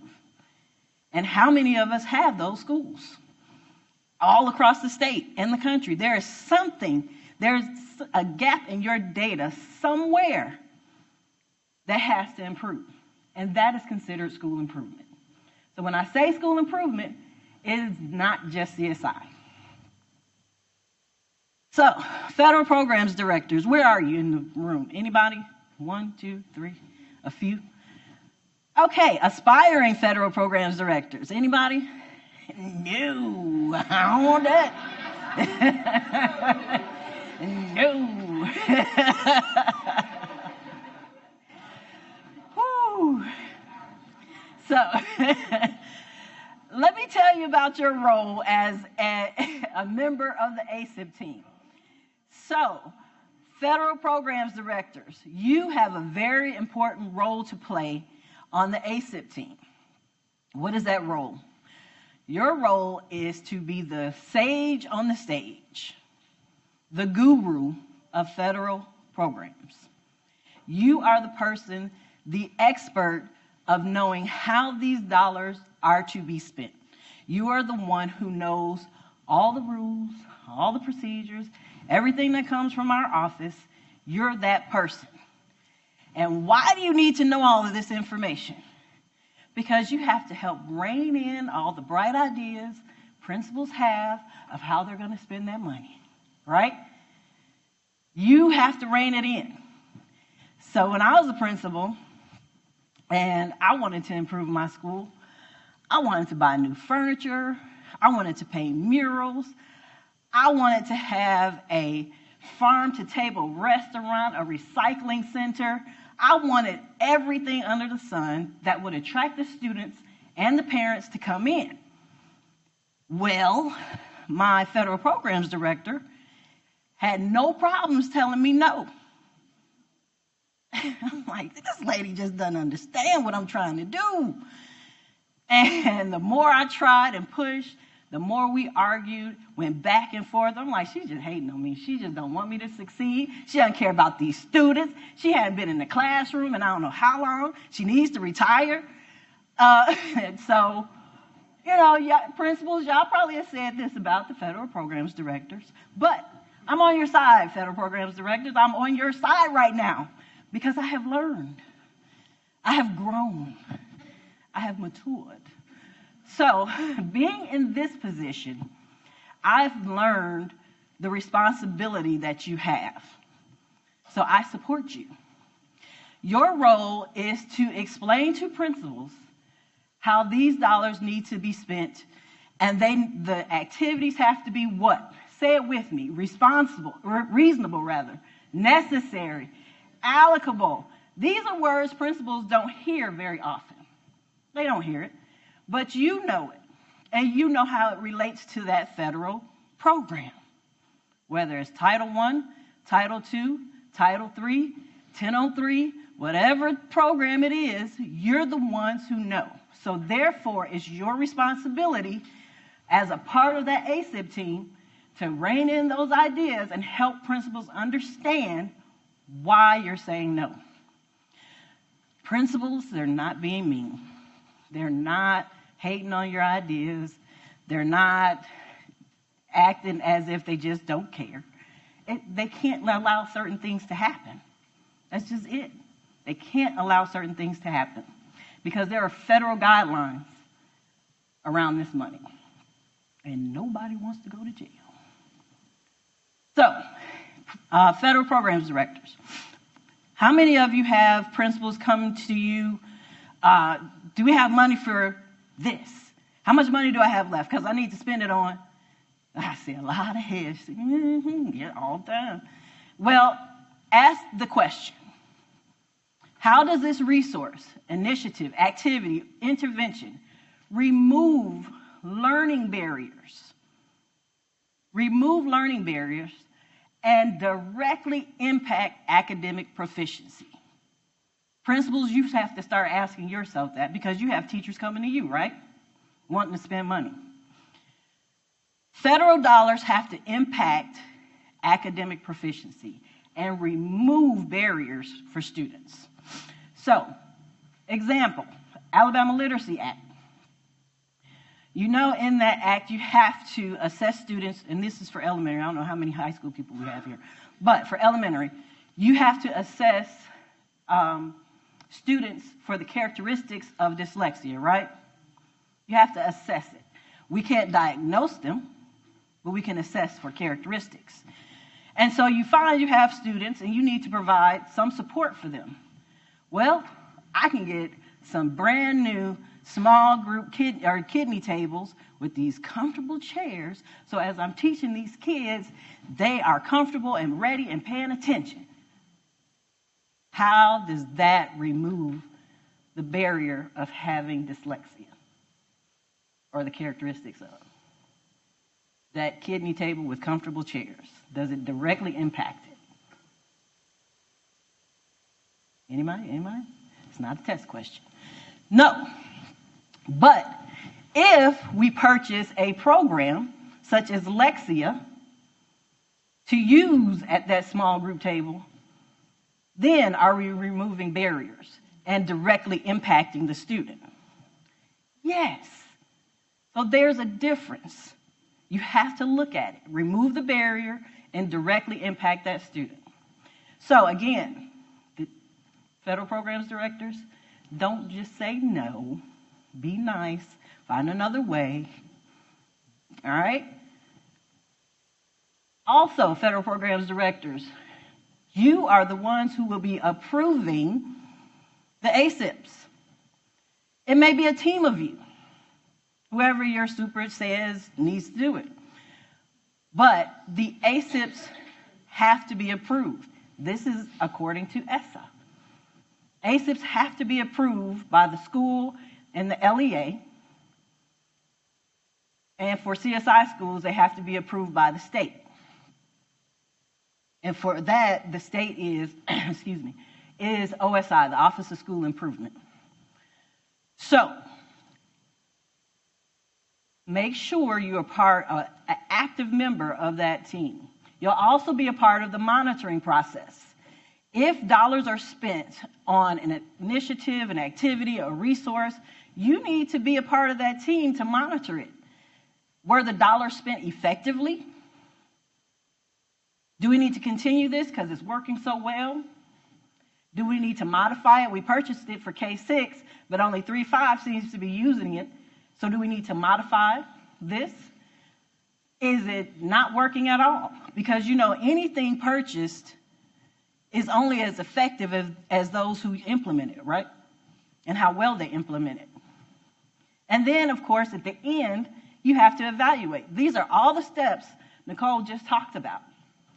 But this is also your role as a federal programs director. It's not just the principals and the school level team. It's you. Just adding something else to your list of things to do. So, these are the updates that we implemented in FY24. And it was just 3 short little things. We ensured that evidence-based interventions were implemented or funds were purchased on evidence-based interventions. We made sure principals completed the coordination of resources document, and we aligned the EGAP budget narratives to the ACIP activities. So, are there any new federal programs directors here? Okay, so for your sake and for a refresher for others, we're going to go through these 3 items quickly. So evidence-based interventions. Ed says evidence-based interventions are any activity, strategy, or intervention that demonstrates a statistically significant impact on student outcomes. Statistically significant. What does that mean? That means, and I'm going to walk back here towards Dr. Killingsworth, that means that the outcome of the research study, as you can see, an experimental study, quasi-experimental, one well-designed, well-implemented correlational study, the outcomes of this study actually match the purpose of the study. The outcomes are very effective. It is proven. Evidence shows that it has a strong rating. It is strongly correlated. It's moderately correlated. Promising. It has a promising correlation. So, likely, the 4th tier, that is the logic model. The logic model means I have a friend who's a principal in Texas, and they implemented this particular strategy, and I'm going to try it. Worked in Texas, where everything is bigger. It might work here. Or I saw an expose Lester Holt did on nightly news, and they said it worked in California. Let me try it. Or I went to Mega, and there was so many vendors out there, and this man sold me the world, the moon and the stars. So I'm going to purchase it because he said it works. That's the likely model. How many of you went to Mega? How many of you spent money at Mega? All those vendors selling clothes, jewelry, and stuff? I did. Anyway, back on track, sorry. But thank you for those vendors, Dr. Killingsworth. But the point is, federal dollars, regardless of the program, whether it's Title I, Title II, Title III, Title IV, Title V, 1003, which is school improvement, it does not matter which program you use, what fund source you use, you must spend your money on an evidence-based intervention. Because the sole purpose is to remove what? And directly impact. You have to use evidence interventions. Now, there is a caveat. For those schools that are CSI schools, there is one of these you cannot use. And that is the likely model, that logic model. Just because they say it works doesn't mean it will work. And you can't do that. And I am going to let Dr. Killingsworth explain that. Okay, so oftentimes we'll have someone who's in a CSI school or a district that has CSI schools will ask, well, why are you guys telling us what we have to use? Why do we have to use this or that? Why can't we choose what we want to use? And so just frankly speaking, the feds operate, and it's written much more eloquently than I'm going to say it, but I'm just going to say it. And those of you who know me, I just kind of say it. But basically they're saying, for CSI schools, you did what you wanted to do when you were not on the list. Now that you're on the CSI list, it's evidence that what you've been doing isn't working your way, so now you got to do it their way, and this is their way. You have to choose something that's based in evidence, and it has to be one of those top 3 tiers. And that's just the end of it. There's no leeway, there's no flexibility, there's no nothing. You just have to do it. And if it were my school or my district and I've got CSI schools, if I want to get off that list, I'm going to look and find something that works with my population. I'm going to do it to fidelity, put everything I have into it to hopefully get some gains. Because again, it's something that research shows it is making a difference, as opposed to you saw it somewhere, somebody said, everybody says everything. Every vendor will tell you everything you want to hear. We had a conversation the other day about vendors being a sole source. Everyone would say, I'm a sole source. I'm the only one that can do this, and I'm the only one that can do that. But what does the research say? What do you have evidence of? For the CSI schools, you have to use something that's in those top 3 tiers for evidence. Thank you. So, CSI schools, please remember, you can only use the top 3 tiers. 1003 funds cannot be used on the likely model. However, CSI schools, you also have another pot of money. That other pot of money is Title I. Thanks, Ms. Barnes. Title I. So, use Title I funds for what Lester Holt said. But 1003, again, can only be those top 3 tiers. So Title I people, remember, you can use any of the 4. CSI is restricted to the top 3. Again, with evidence-based interventions. First of all, tell me, and sometimes we have to sit down on some of these things, tell me why there is a reason, any logical reason, why the carryover dollar amount is larger than the actual allocation. Any one good reason why carryover should be larger than the initial allocation. Anybody? Anybody? Anybody? Feel like that teacher on Ferris Bueller's Day Off? Bueller. Anybody? No good reason, right? What does that mean when your carryover is larger than the actual initial allocation? You're not spending your money. You're not looking at your plan. You're not implementing your plan. You're not evaluating your plan. The money has been allocated and you're doing absolutely nothing with it. So how does that impact students to remove barriers to improve performance? It doesn't. So if you don't need the money, just let us know. We don't have to beg you to spend our money, right? That's what I used to tell my kids all the time. I don't beg you to spend my money. I'm offering it to you, but you don't want it, okay?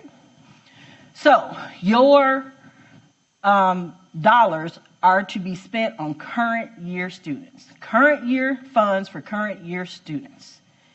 Use it in your plan. Also, current year money for current year students. There are times when principals want to catch those students who are coming into their schools to make sure they don't fall into the same traps that the students that currently exist are in.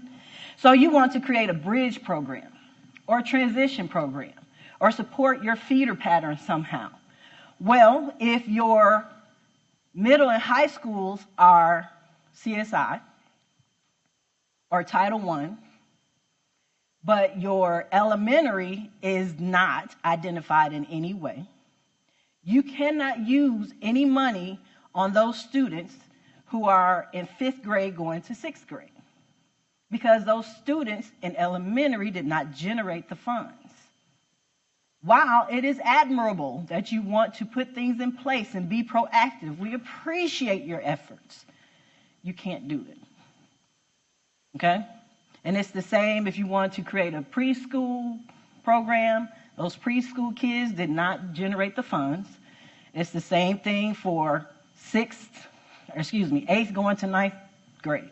You can't do it if they are not Title I or CSI. It cannot happen. Resources. Where can you find these evidence-based interventions we're talking about? Here's a list of resources. The top one, evidence for ESSA. All the research has been done and it's just put in there. You can type in a particular resource. It'll come up, it'll show you the studies, how many studies it was, what the demographics were, does it match yours? It gives you so much information. It lets you know if PD is needed to implement it, what materials and resources are needed to implement. So evidence for ESSA is particularly our favorite, even though we shouldn't have it. But we say that because it's so user-friendly. It's user-friendly. Also, What Works Clearinghouse, Best Evidence Encyclopedia. This list, you can go to any of these websites and find an evidence-based intervention to implement. And let me say this. Title II, Title III, Title V, all those other titles are usually held at the district, correct? So federal programs directors, remember, every federal program has to have an evidence-based intervention. So however you're spending those dollars, please make sure it has an evidence-based intervention included. So here are we're going to go over some examples of evidence-based interventions. Evidence for ESSA. We looked this one up. What do we see to improve academic growth? ALSDE. ALSDE was actually studied and is proven to have a promising impact on academic achievement. That's locally here, right? Yes, it is. So, the training is free, right? However, you can use your dollars to pay stipends for teachers to attend the training. You can use your dollars to pay for extra materials. This is how we implement those strategies to help improve the students. We're training teachers, we're getting extra resources, we're going to implement it. And this is what you put in your ACIP, your strategies and activities of how you're going to get this done. What Works Clearinghouse. How many of you have a growing EL population? Regardless of the language, how many of you have one that's growing? It should be just about everybody. Well, in this particular one that we found from What Works Clearinghouse, the dual language program, it has a moderate rating. And what does it say? Basically, you're going to hire a paraprofessional who's bilingual to sit with that student, to read those directions in the student's native language and help them convert it to English. That has been proven to be effective. And it supports the students. How is it supporting that student? It's removing that language barrier. It's reducing it. And it's giving them the confidence to be able to acquire the English language. You are supporting the student.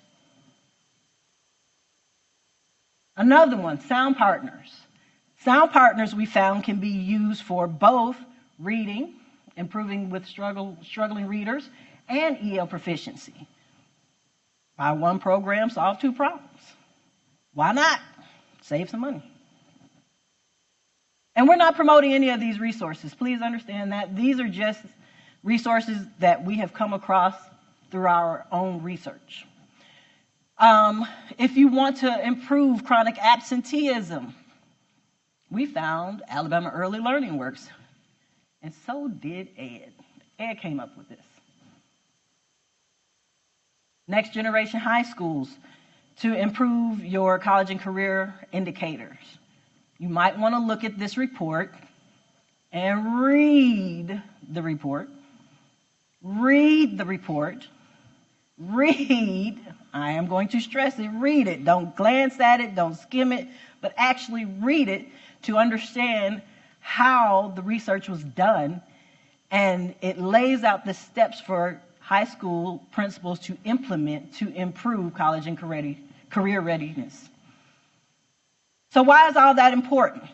Because you have to do your research and you have to cite your source in your ACIPs. You have to cite your source in your ACIPs. And to do that, you will, under your critical initiative, there is a plus sign to the right side of that critical initiative. When you click that plus sign, that box that says evidence-based practice citation will drop down and open up for you to put your citation in there. So what do citations look like? What do citations look like? We're all college graduates, right? Do you shudder when you think about that professor who stressed APA style over MLA? And you had to write it and make sure the commas were where they're supposed to be, and the parentheses and the periods. And you were like, I do not care. Just get me out of this course. Yes. So with this, you don't have to worry about that. There's no MLA, APA, Chicago, none of that. All we want you to do is cut and paste your hyperlink to that page. So if you go to Evidence for ESSA and you look up Read 180 or Lexia or whatever initiative or program or resource, you look it up, the web page comes up with the rating, you cut and paste that web page link into that box. And this girl, I have the painstaking responsibility of checking and verifying each and every one. So when federal programs directors send in their applications, I go to the school's ACIP, I look for that evidence-based citation, I cut and paste it into the web address, and I have to verify it. So, principals, don't get upset if your federal programs director calls you and says, your evidence-based citation isn't in there, you need to go back and put it in there. Why are they telling you this? Because I told them that. It's not in there.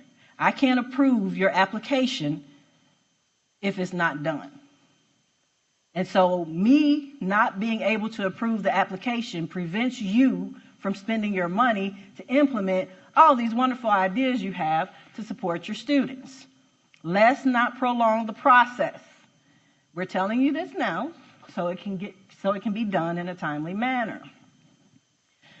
On here at the bottom of this slide, you see there are two hyperlinks. The first one at the top, Cognia Alabama Program Help and Support. That is what Nicole talked about earlier.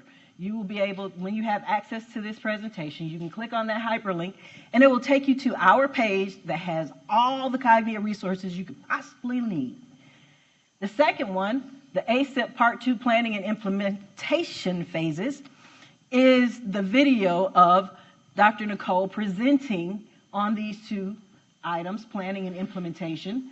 And if you fast forward to minute 14 and 25 seconds, you will see her actually providing instructions on how to get to this box. You'll see Nicole in so many videos over there. You're going to want her autograph in a minute. But you will see it there. So make sure this is done because I do search for this and verify. We also added the coordination of resources. This is a needed item. We talked about this in FY24. We're going to continue in FY25. This is the school's comprehensive budget. This is a requirement by ESSA, not by the federal programs director, not by the superintendent, not by our office, but by ESSA. This is the school's comprehensive budget. Please make sure this form is completed annually and in its entirety, as much as you possibly can. On here, you will find an area to input your FTEs, how many counselors you have, librarians, teachers, assistant principals. You put all that information in here.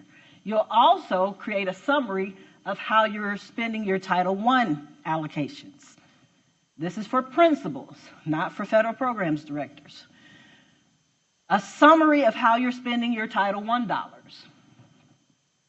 You'll also, if you are a CSI school, have to provide a summary of how you're spending your school improvement dollars. A summary of it. This is a requirement. And federal programs directors, you'll appreciate this soon. Let me get to it. So please make sure this item is done and it's completed. You'll also see these other yellow boxes up here for Title II, Title III, Title IV, Title V, dependent care. Usually that's held at the district level, unless you are lucky and your district allows you to spend those dollars.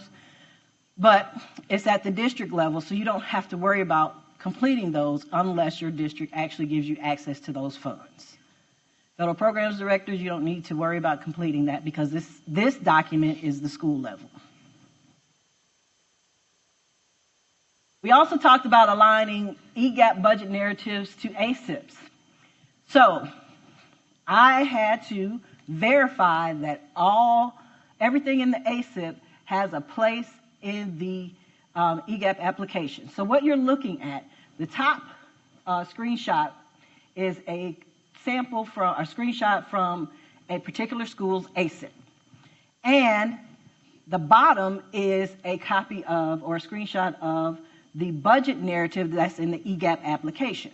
So the top is the principal, the bottom is the federal programs director. So what has to happen? The information has to align.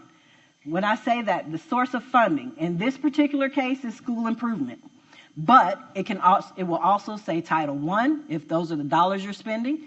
It can say the governor's turnaround money. It can say state funds, local funds, whatever fund source that is being used for this activity, please make sure it's listed there. So when it comes to the federal fund sources, or the the federal sources, we have to make sure that activity aligns. So in this one, the principal wanted to purchase iExcel for math intervention, which is fine. So what did the federal programs director do? Cut and paste that information into that narrative box for that federal fund. The federal programs director also included that citation, and this is what it would look like. Your citation from your ACIP is what the federal programs director is putting in here. So, principals, please help your federal programs director to complete the application, because if it takes them too long to figure out what you're trying to do because the ACIP is not completed correctly, then it prolongs you being able to spend your funds. Your federal programs director should be able to easily cut and paste this information into that application. Yes.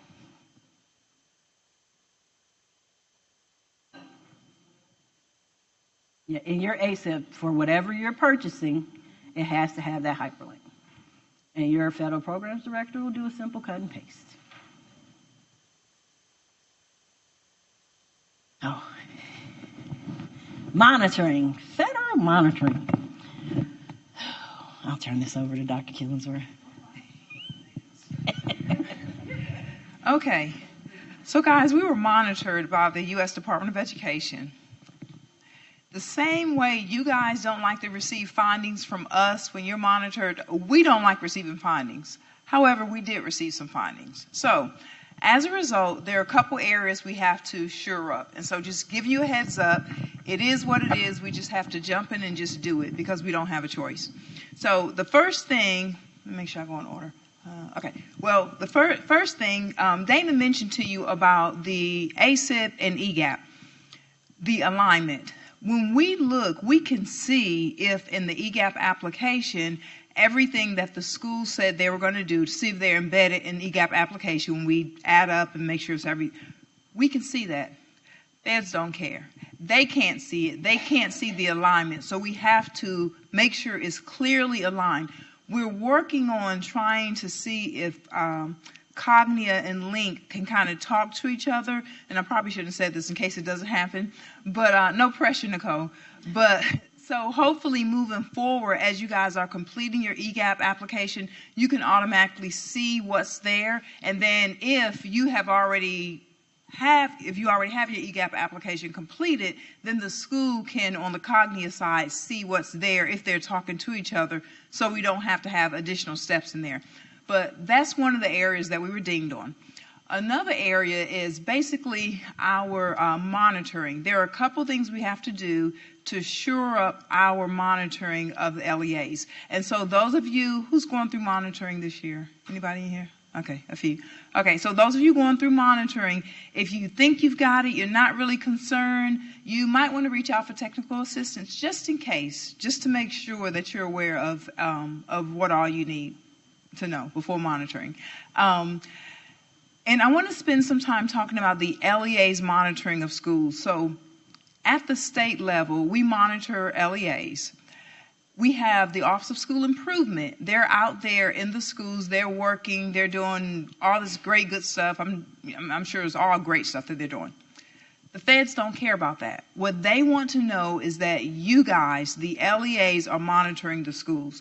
So the feds expect, and we got dinged on this, I'm just being honest with you, because we couldn't show evidence that it was occurring. And so you may have mentioned this earlier, I don't know, but when we get monitored by the feds, it's like 3 prongs. First thing is they ask us what's going on. Second thing, they ask for evidence of it. If you don't have evidence, it didn't happen. They don't care what you say. And then the third thing, they reach out to a couple districts and to see if all of our information aligns. If it doesn't align, it didn't happen. So the expectation is at the district level, you guys work with the schools, the school teams in developing the ACIP. So that way you know what's on the ACIP, you're helping them, you know that it's realistic, it's something they can do, they've got the evidence-based strategy. So you're working in tandem, so completing the EGAP application should not be that difficult of a lift if we've got a good process going on. So you help them develop it, support and monitor throughout the year. So that means mid-year review, that means end of year, and it's not just saying we did it, it's showing evidence. So what does evidence look like? So evidence could be at the beginning of the year, say I'm at the district, I've got 5 CSI schools. Beginning of the year, I have conversations with them, I have a meeting. Well, I've got emails showing that meeting, I've got an agenda, I've got a sign-in sheet, I've got whatever the end product is of that meeting. I've got expectations that by this day we're going to have their ACIP submitted to the district. And this is just an example. It can look a number of different ways. By whatever day the ACIP comes to the district, we're going to approve it and make sure it looks good before Dana sees it. So if I know as of October 15th, she's going to be looking, maybe October 1, I might want to go through and look through, revise it, do what I need to do. Again, I've got documentation of that because I have the ACIP. I may make notes on it. I may send an email. We may have to have a meeting. Whatever that looks like, I've got documentation of it. And then we're supporting. So I'm in the school. So it's due October 15th, maybe November, mid-November. Strategic teaching is listed in our ACIP. So I have a list of the classrooms I'm visiting, and I'm going through those classrooms. I'm doing walkthroughs to see where I see strategic teaching take place. It may be something dealing with MTSS, something PBIS, some, I don't know, I mean, whatever it is you have in your ACIP that you're doing at the district level, the expectation is that the district folks are in the schools monitoring and looking for evidence that is taking place. And guys, this is not just CSI schools. The expectation is that the district is monitoring all schools to this level. I'm not saying somebody's coming to look now, so don't hear that. That's not what I'm saying. I'm just telling you what the Fed's expectation is. So we're going through November, we're doing walkthroughs. Well, now it's time to plan for a mid-year review. So December, January, we go back to that same ACIP. What's the first thing we have? Is it working? Is it not working? What evidence do we have? What's the second thing? Where are we? Making notes on there. Your notes are your evidence that is taking place. After the mid-year review, is there anything we need to change, tweak, take out, add, whatever that thing is that we need to do, documentation of that. And then end of year, you know, we know the year ends all the time before we get the data back. But there are some data points that we can pull from the ACIP without seeing how the students did. So let's pull that data. Let's look and see without seeing how they did on the summative assessment. So let's pull the data we have. Let's see what it looks like. Maybe make some suggestions for the upcoming year. That's a meeting, that's notes, that's email, that's whatever it is that needs to look like. And then when the data comes back, that will confirm, you know, are we on the right track? Do we need to do something different? So that entire cycle of improvement, the district is responsible for making sure that happens at the school level.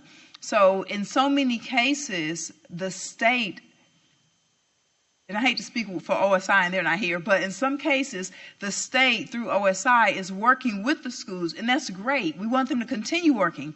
However, the district has got to be involved. And I understand there are some, because I was in OSI before I came to federal programs, so there are some districts where you're strapped, you only have so many people, you wear multiple hats, or you may not have the foundation for the work of school improvement. And so you may say, okay, OSI, please go help that principal. Go do this, go do that. You know, you guys can go. That's fine, but you've got to be involved in the process, because if you're not involved in the process, then you can't speak to it. And regardless of what the state does, it's on the LEA, it's on the district. That's just like you guys, that if you call us and ask, what do you think about this? What do you think about that? You know, if there's an issue with the federal government, you have to be able to speak to it. Just like if there's an issue with the lawsuit, you have to be able to speak to it and be able to justify what you did. So please keep that in mind. Take that back to your respective schools and districts. The district is responsible for helping develop at the school level, monitoring and supporting the ACIP, that entire cycle of improvement. I would love, Dana, not to get you on the spot, but I would love at some point for you to maybe get a pilot area, because there are some districts that have and I don't want to call anybody out, but there are some districts that have a really good process in place. It looks different depending on the demographics, depending on where you are, how many schools, how many other responsibilities. But there are some districts that really have a good process in place. I would love for you to get a couple, and maybe we spotlight some and talk through for some who don't have a structure in place just yet to kind of help them through that. Just a suggestion. Just a suggestion. Yes, ma'am. Thank you. Just a suggestion. Hint, hint. Okay, let me add that to my list of things to do. So, there you go, federal programs monitoring. Now, the monitoring was of 1003 funds, school improvement, but again, when it's time, and it will happen, when it's time to monitor any other federal program, whether it's Title I, Title II, Title III, Title IV, and it doesn't matter, we want to ensure all of these things are in place so we're not cited for the exact same things that we were cited for here in school improvement. So let's move forward. So based on our monitoring, we had to put some things in place. Change is going to come. So here are the changes. I just talked about FY24 changes. Those things were put in place, right? Alignment, the coordination of resources, and evidence-based interventions. They were put in place and they will remain in place. We're adding FY24 updates. We're going to talk about the new LEA plan. That is a requirement by ESSA. We're going to talk about not only aligning the activities, but the allocations. We're going to talk about the revisions. This is where, see, I had federal programs directors on my side earlier. You guys are not going to like me after this. But it's not me. It's not me. And then we're going to talk about the updated program evaluation template. That did not come out of monitoring, but it is something we decided we needed to improve upon. So let's get started to make sure you get out of here on time. So, ESSA, Title I, Section 1003, E1, A through F. You can look it up for yourself. As your pastor says, don't believe me, go look it up. It's there. You will see the same verbiage. In the application, the LEA has to describe how it will carry out its responsibilities for schools receiving school improvement funds. Now, in this particular case, this is CSI, okay? This is for CSI only. We crossed out bullet B because we do not fund targeted support and improvement schools. We do fund CSI schools. So, in the EGAP application, federal programs directors, if you have a CSI school or schools, plural, on the application details page of the school improvement application, you will see these bullets here at the top of the page, and this is where you enter those narratives that say how you're going to carry out your duties and responsibilities for each of those bulleted items. How are you going to ensure schools receive all of their funding? How are you going to help them create their ACIPs? How are you going to monitor them? All of that information, that is in your plan on the school improvement page. So, to ensure we have that evidence, as Dr. Killingsworth just talked about, we are creating a diagnostic for you, Federal Programs Director, to upload that evidence, right? So if you have that email, that communication where you and that principal were going back and forth about a schedule for monitoring, or you have the PowerPoint or the agenda for when you brought all your CSI schools together at the table to help work on ACIPs, your evidence is going to go into this diagnostic that will be in the eProof platform. So please make sure when this is uploaded and is ready to go, begin uploading your evidence. Upload the evidence as you get it. Don't wait till the end of the year and you're trying to hurry up and get this done, because I will be checking, me and people from OSI will be checking this throughout the year. So what's going to happen is, for CSI schools, I'm going to call the Federal Programs Director and the person from from OSI who supports you, and I'm going to say they don't have any evidence uploaded. What are they doing? They're not working on it. And then they're going to go to the school or go to the Federal Programs Director and say, hey, this information isn't being done. So just please make sure you upload your evidence as soon as you get it. So Dr. Killingsworth gave you examples on how you develop the plans, how you monitor the plans. D, look at bullet D. It asks about your screening process for outside entities. How many of you use the Bailey Group, or have used, or some kind of organization to come in and help improve your schools? Well, what is your screening process? What is your recruiting process? Is there an official FRP put out and you guys go through it? Do the people have to come and present to you and you guys meet as a committee to determine if you want to use them? There has to be a process for CSI schools. You cannot, again, say, well, the next county uses it, so we're going to use it. Can't do that. Can't happen. You have to have a screening process for any outside entity to come into your district and support your schools. And that process has to be uploaded. E, look at what it's asking. How did the LEA align federal, state, and local resources? What document can be used easily for evidence here? We talked about it earlier. There's one document that you can have easy access to. That coordination of resources. Make sure the principles complete it, you collect it, and upload it as your evidence. That's your proof. That's probably the easiest piece of evidence you're going to find to complete this evaluation. So now, going to EGAP budget narratives. As you can see in the title, bolded is "and allocations." Now, I am talking directly to CSI right now. Yes.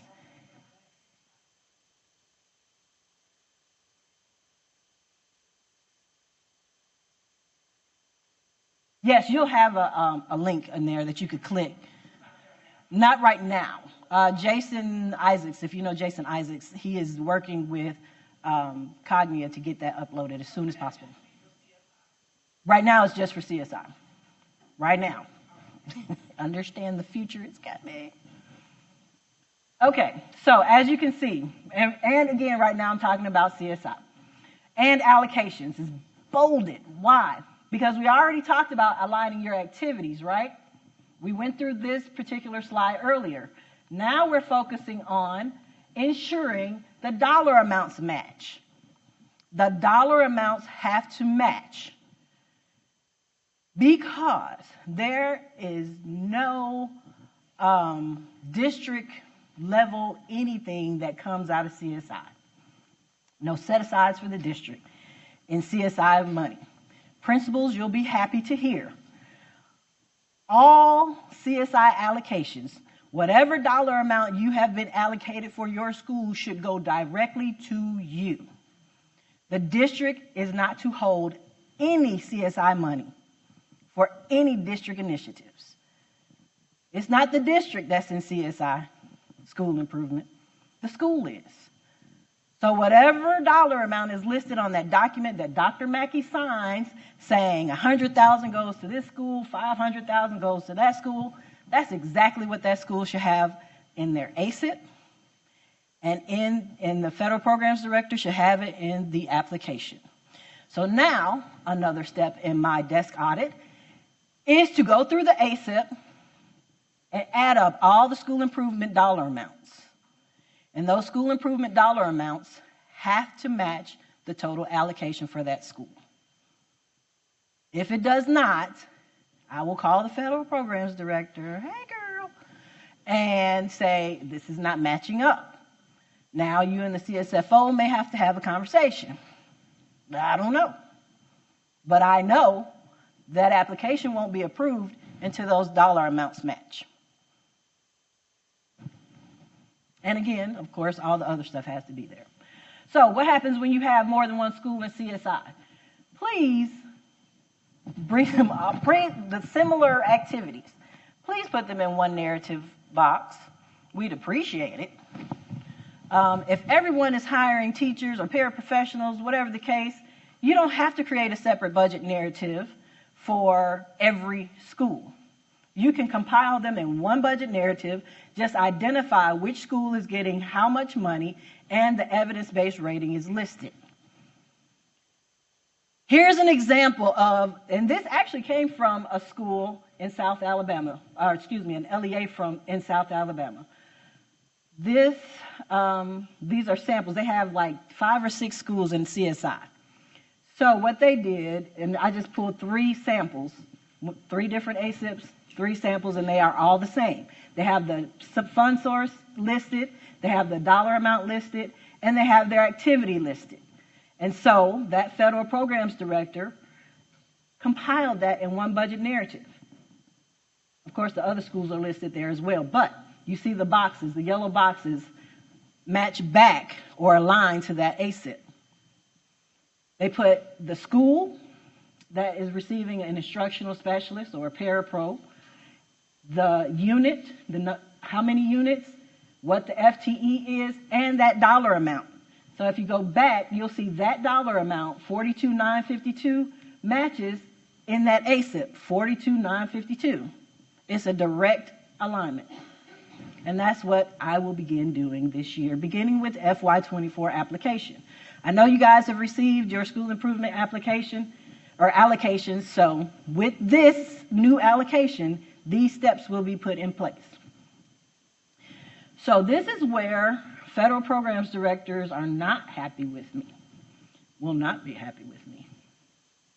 Say sorry, not sorry. Aligning the budget narratives with each revision. Remember, our focus is on alignment.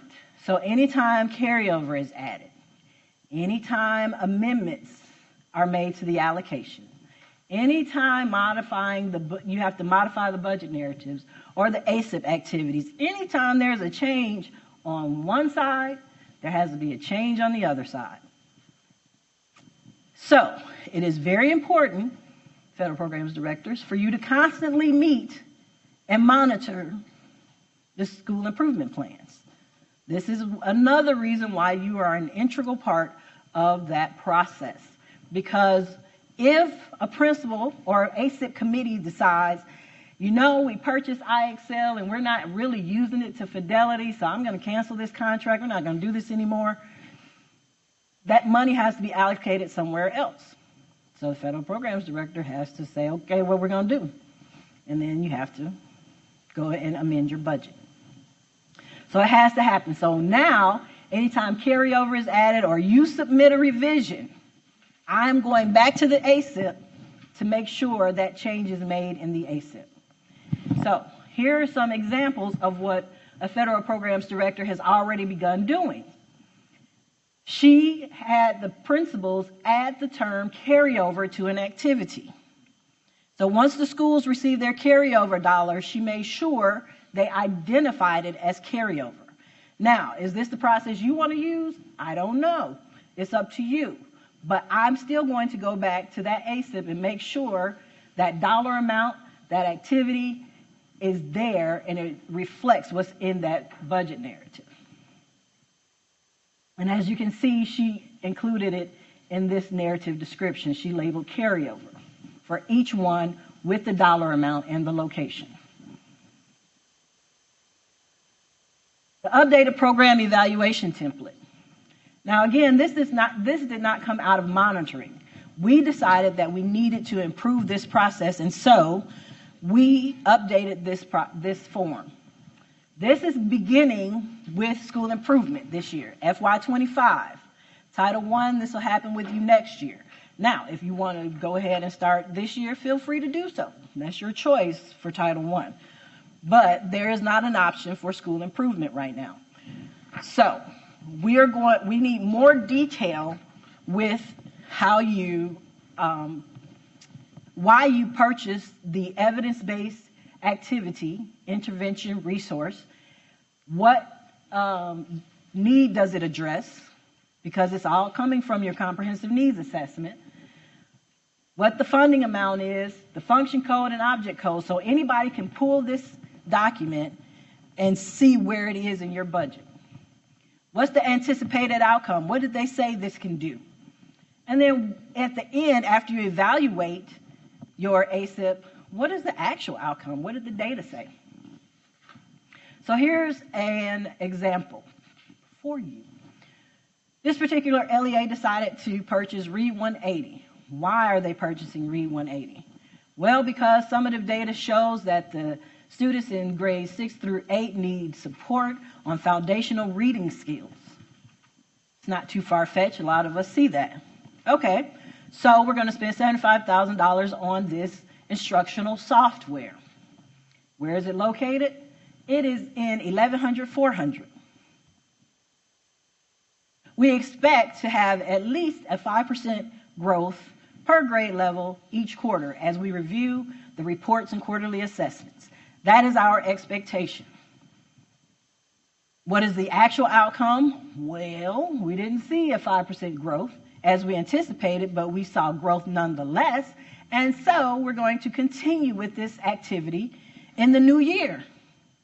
And so that's what's going to be put in your new year ACIP, right? After you've evaluated it. It goes in your ACIP once more to say we're going to continue this activity. Federal programs directors, this is not something you give to principals to complete. This is what you complete. But again, you're part of the team. So this should be done as you are working with your team, the ACIP team. We're going to skip the activity. Yes.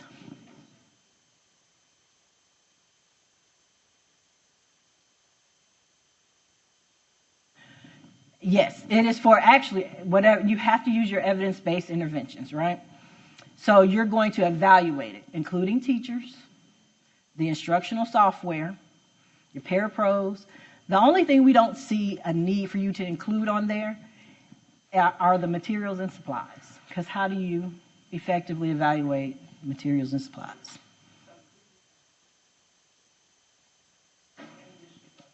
It's for you to use as the federal programs director. Now, if you want your principals to use it, that's your choice. But we need to see this in that related documents area for you. So remember, everything that you use your federal dollars for has to be evidence-based. It can be one of those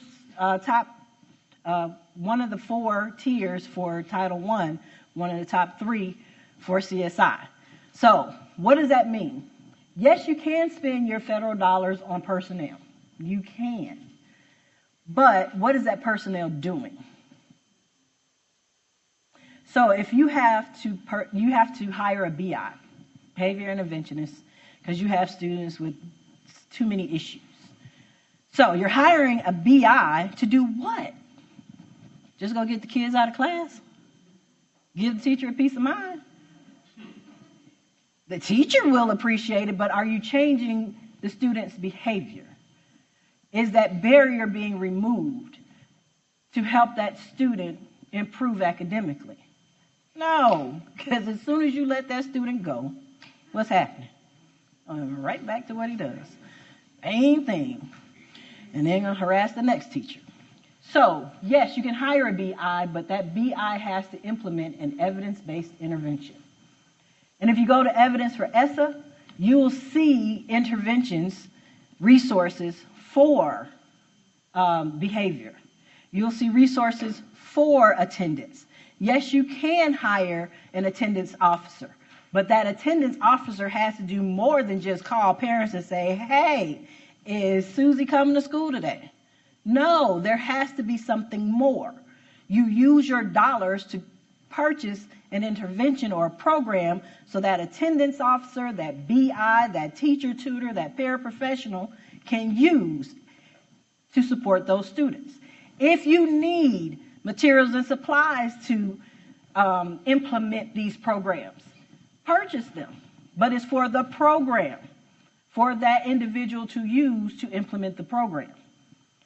If the individuals need PD, allocate funds so they can be trained properly to implement that strategy.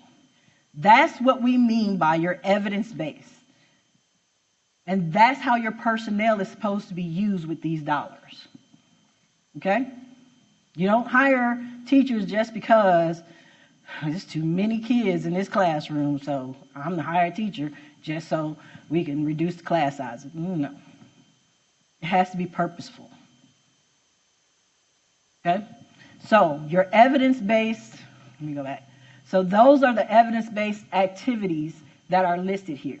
The teacher, the parapro, the BI, what intervention they're using, materials and supplies, you can't really evaluate it, the PD that they need to implement that program, all of that. Instructional software, not hardware, not for CSI. Instructional software. Say it with me, people. Instructional software. Software. Not laptops, Chromebooks, Apple computers, none of that. It's for the students. Reminders.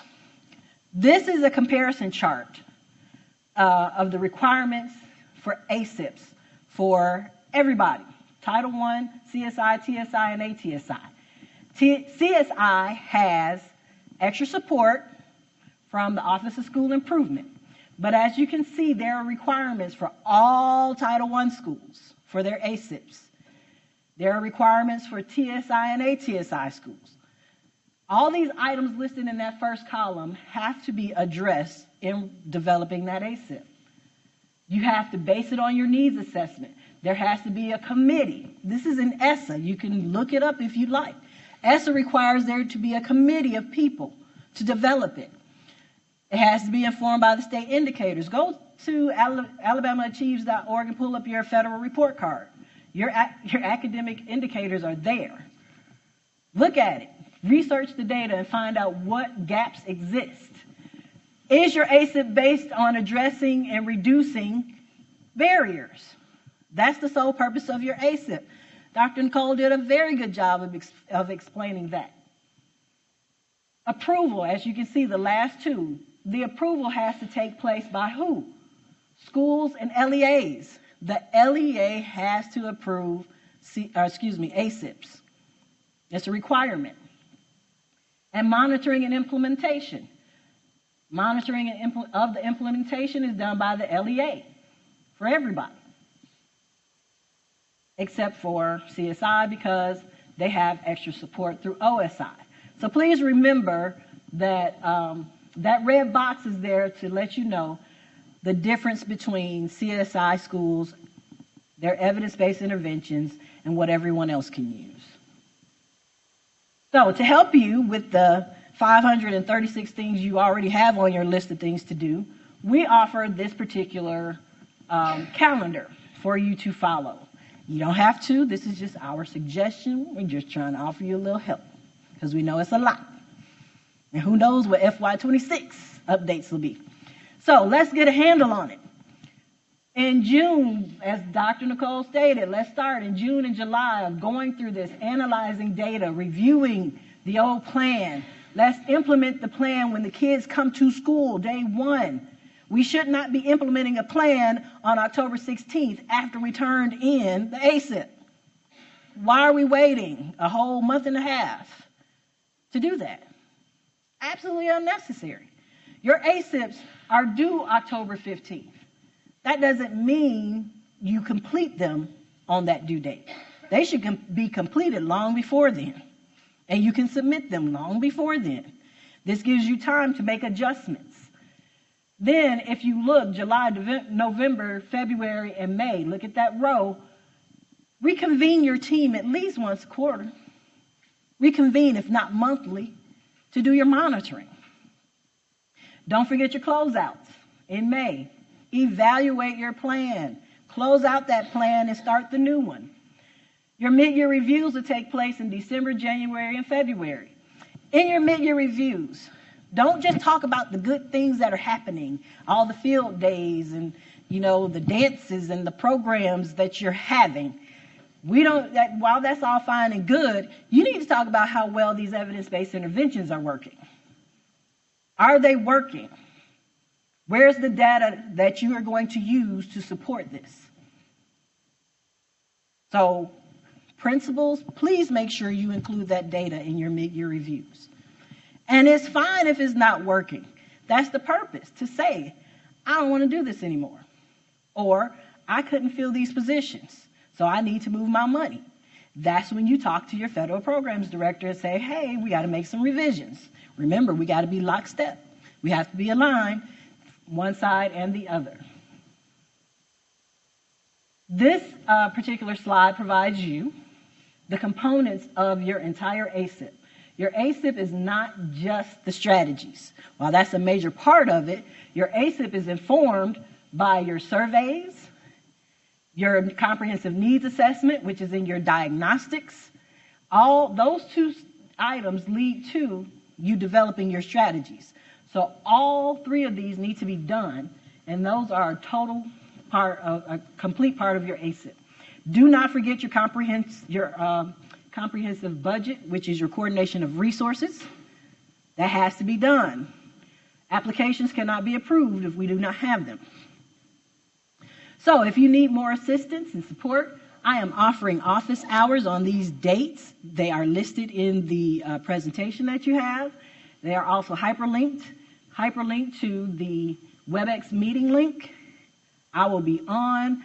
If you have any questions, please email them to me in advance. If not, we're going to move on with whatever is scheduled to discuss that day. Who knows what I'll be talking about? Coming soon, we are going to offer additional ACIP training for the middle of the year, the monitoring piece, and the end of the year, the evaluation and closeout. These are the dates. They'll be similar to what we have today. We'll have a morning session and then a repeat session in the afternoon. We currently do not have locations. So if anyone would like to offer a space for us to host at least 70 people, please email Dr. Killingsworth. Let her know that you are the eager beaver and you want us on your campus. We'll be happy to attend. But please know that there will be other people from around the state coming. We are trying to offer this in various places across the state because we do want everyone to have access to this and not drive 4 and 5 hours to get to any one location. We want to make it amenable for them. Are there any other questions before we close out? I have taken an extra minute of your time, for which I do sincerely apologize. Any other questions, comments, problems, or concerns? If not, this is our contact information. Feel free to contact us if you need further support or additional assistance. Thank you and good night.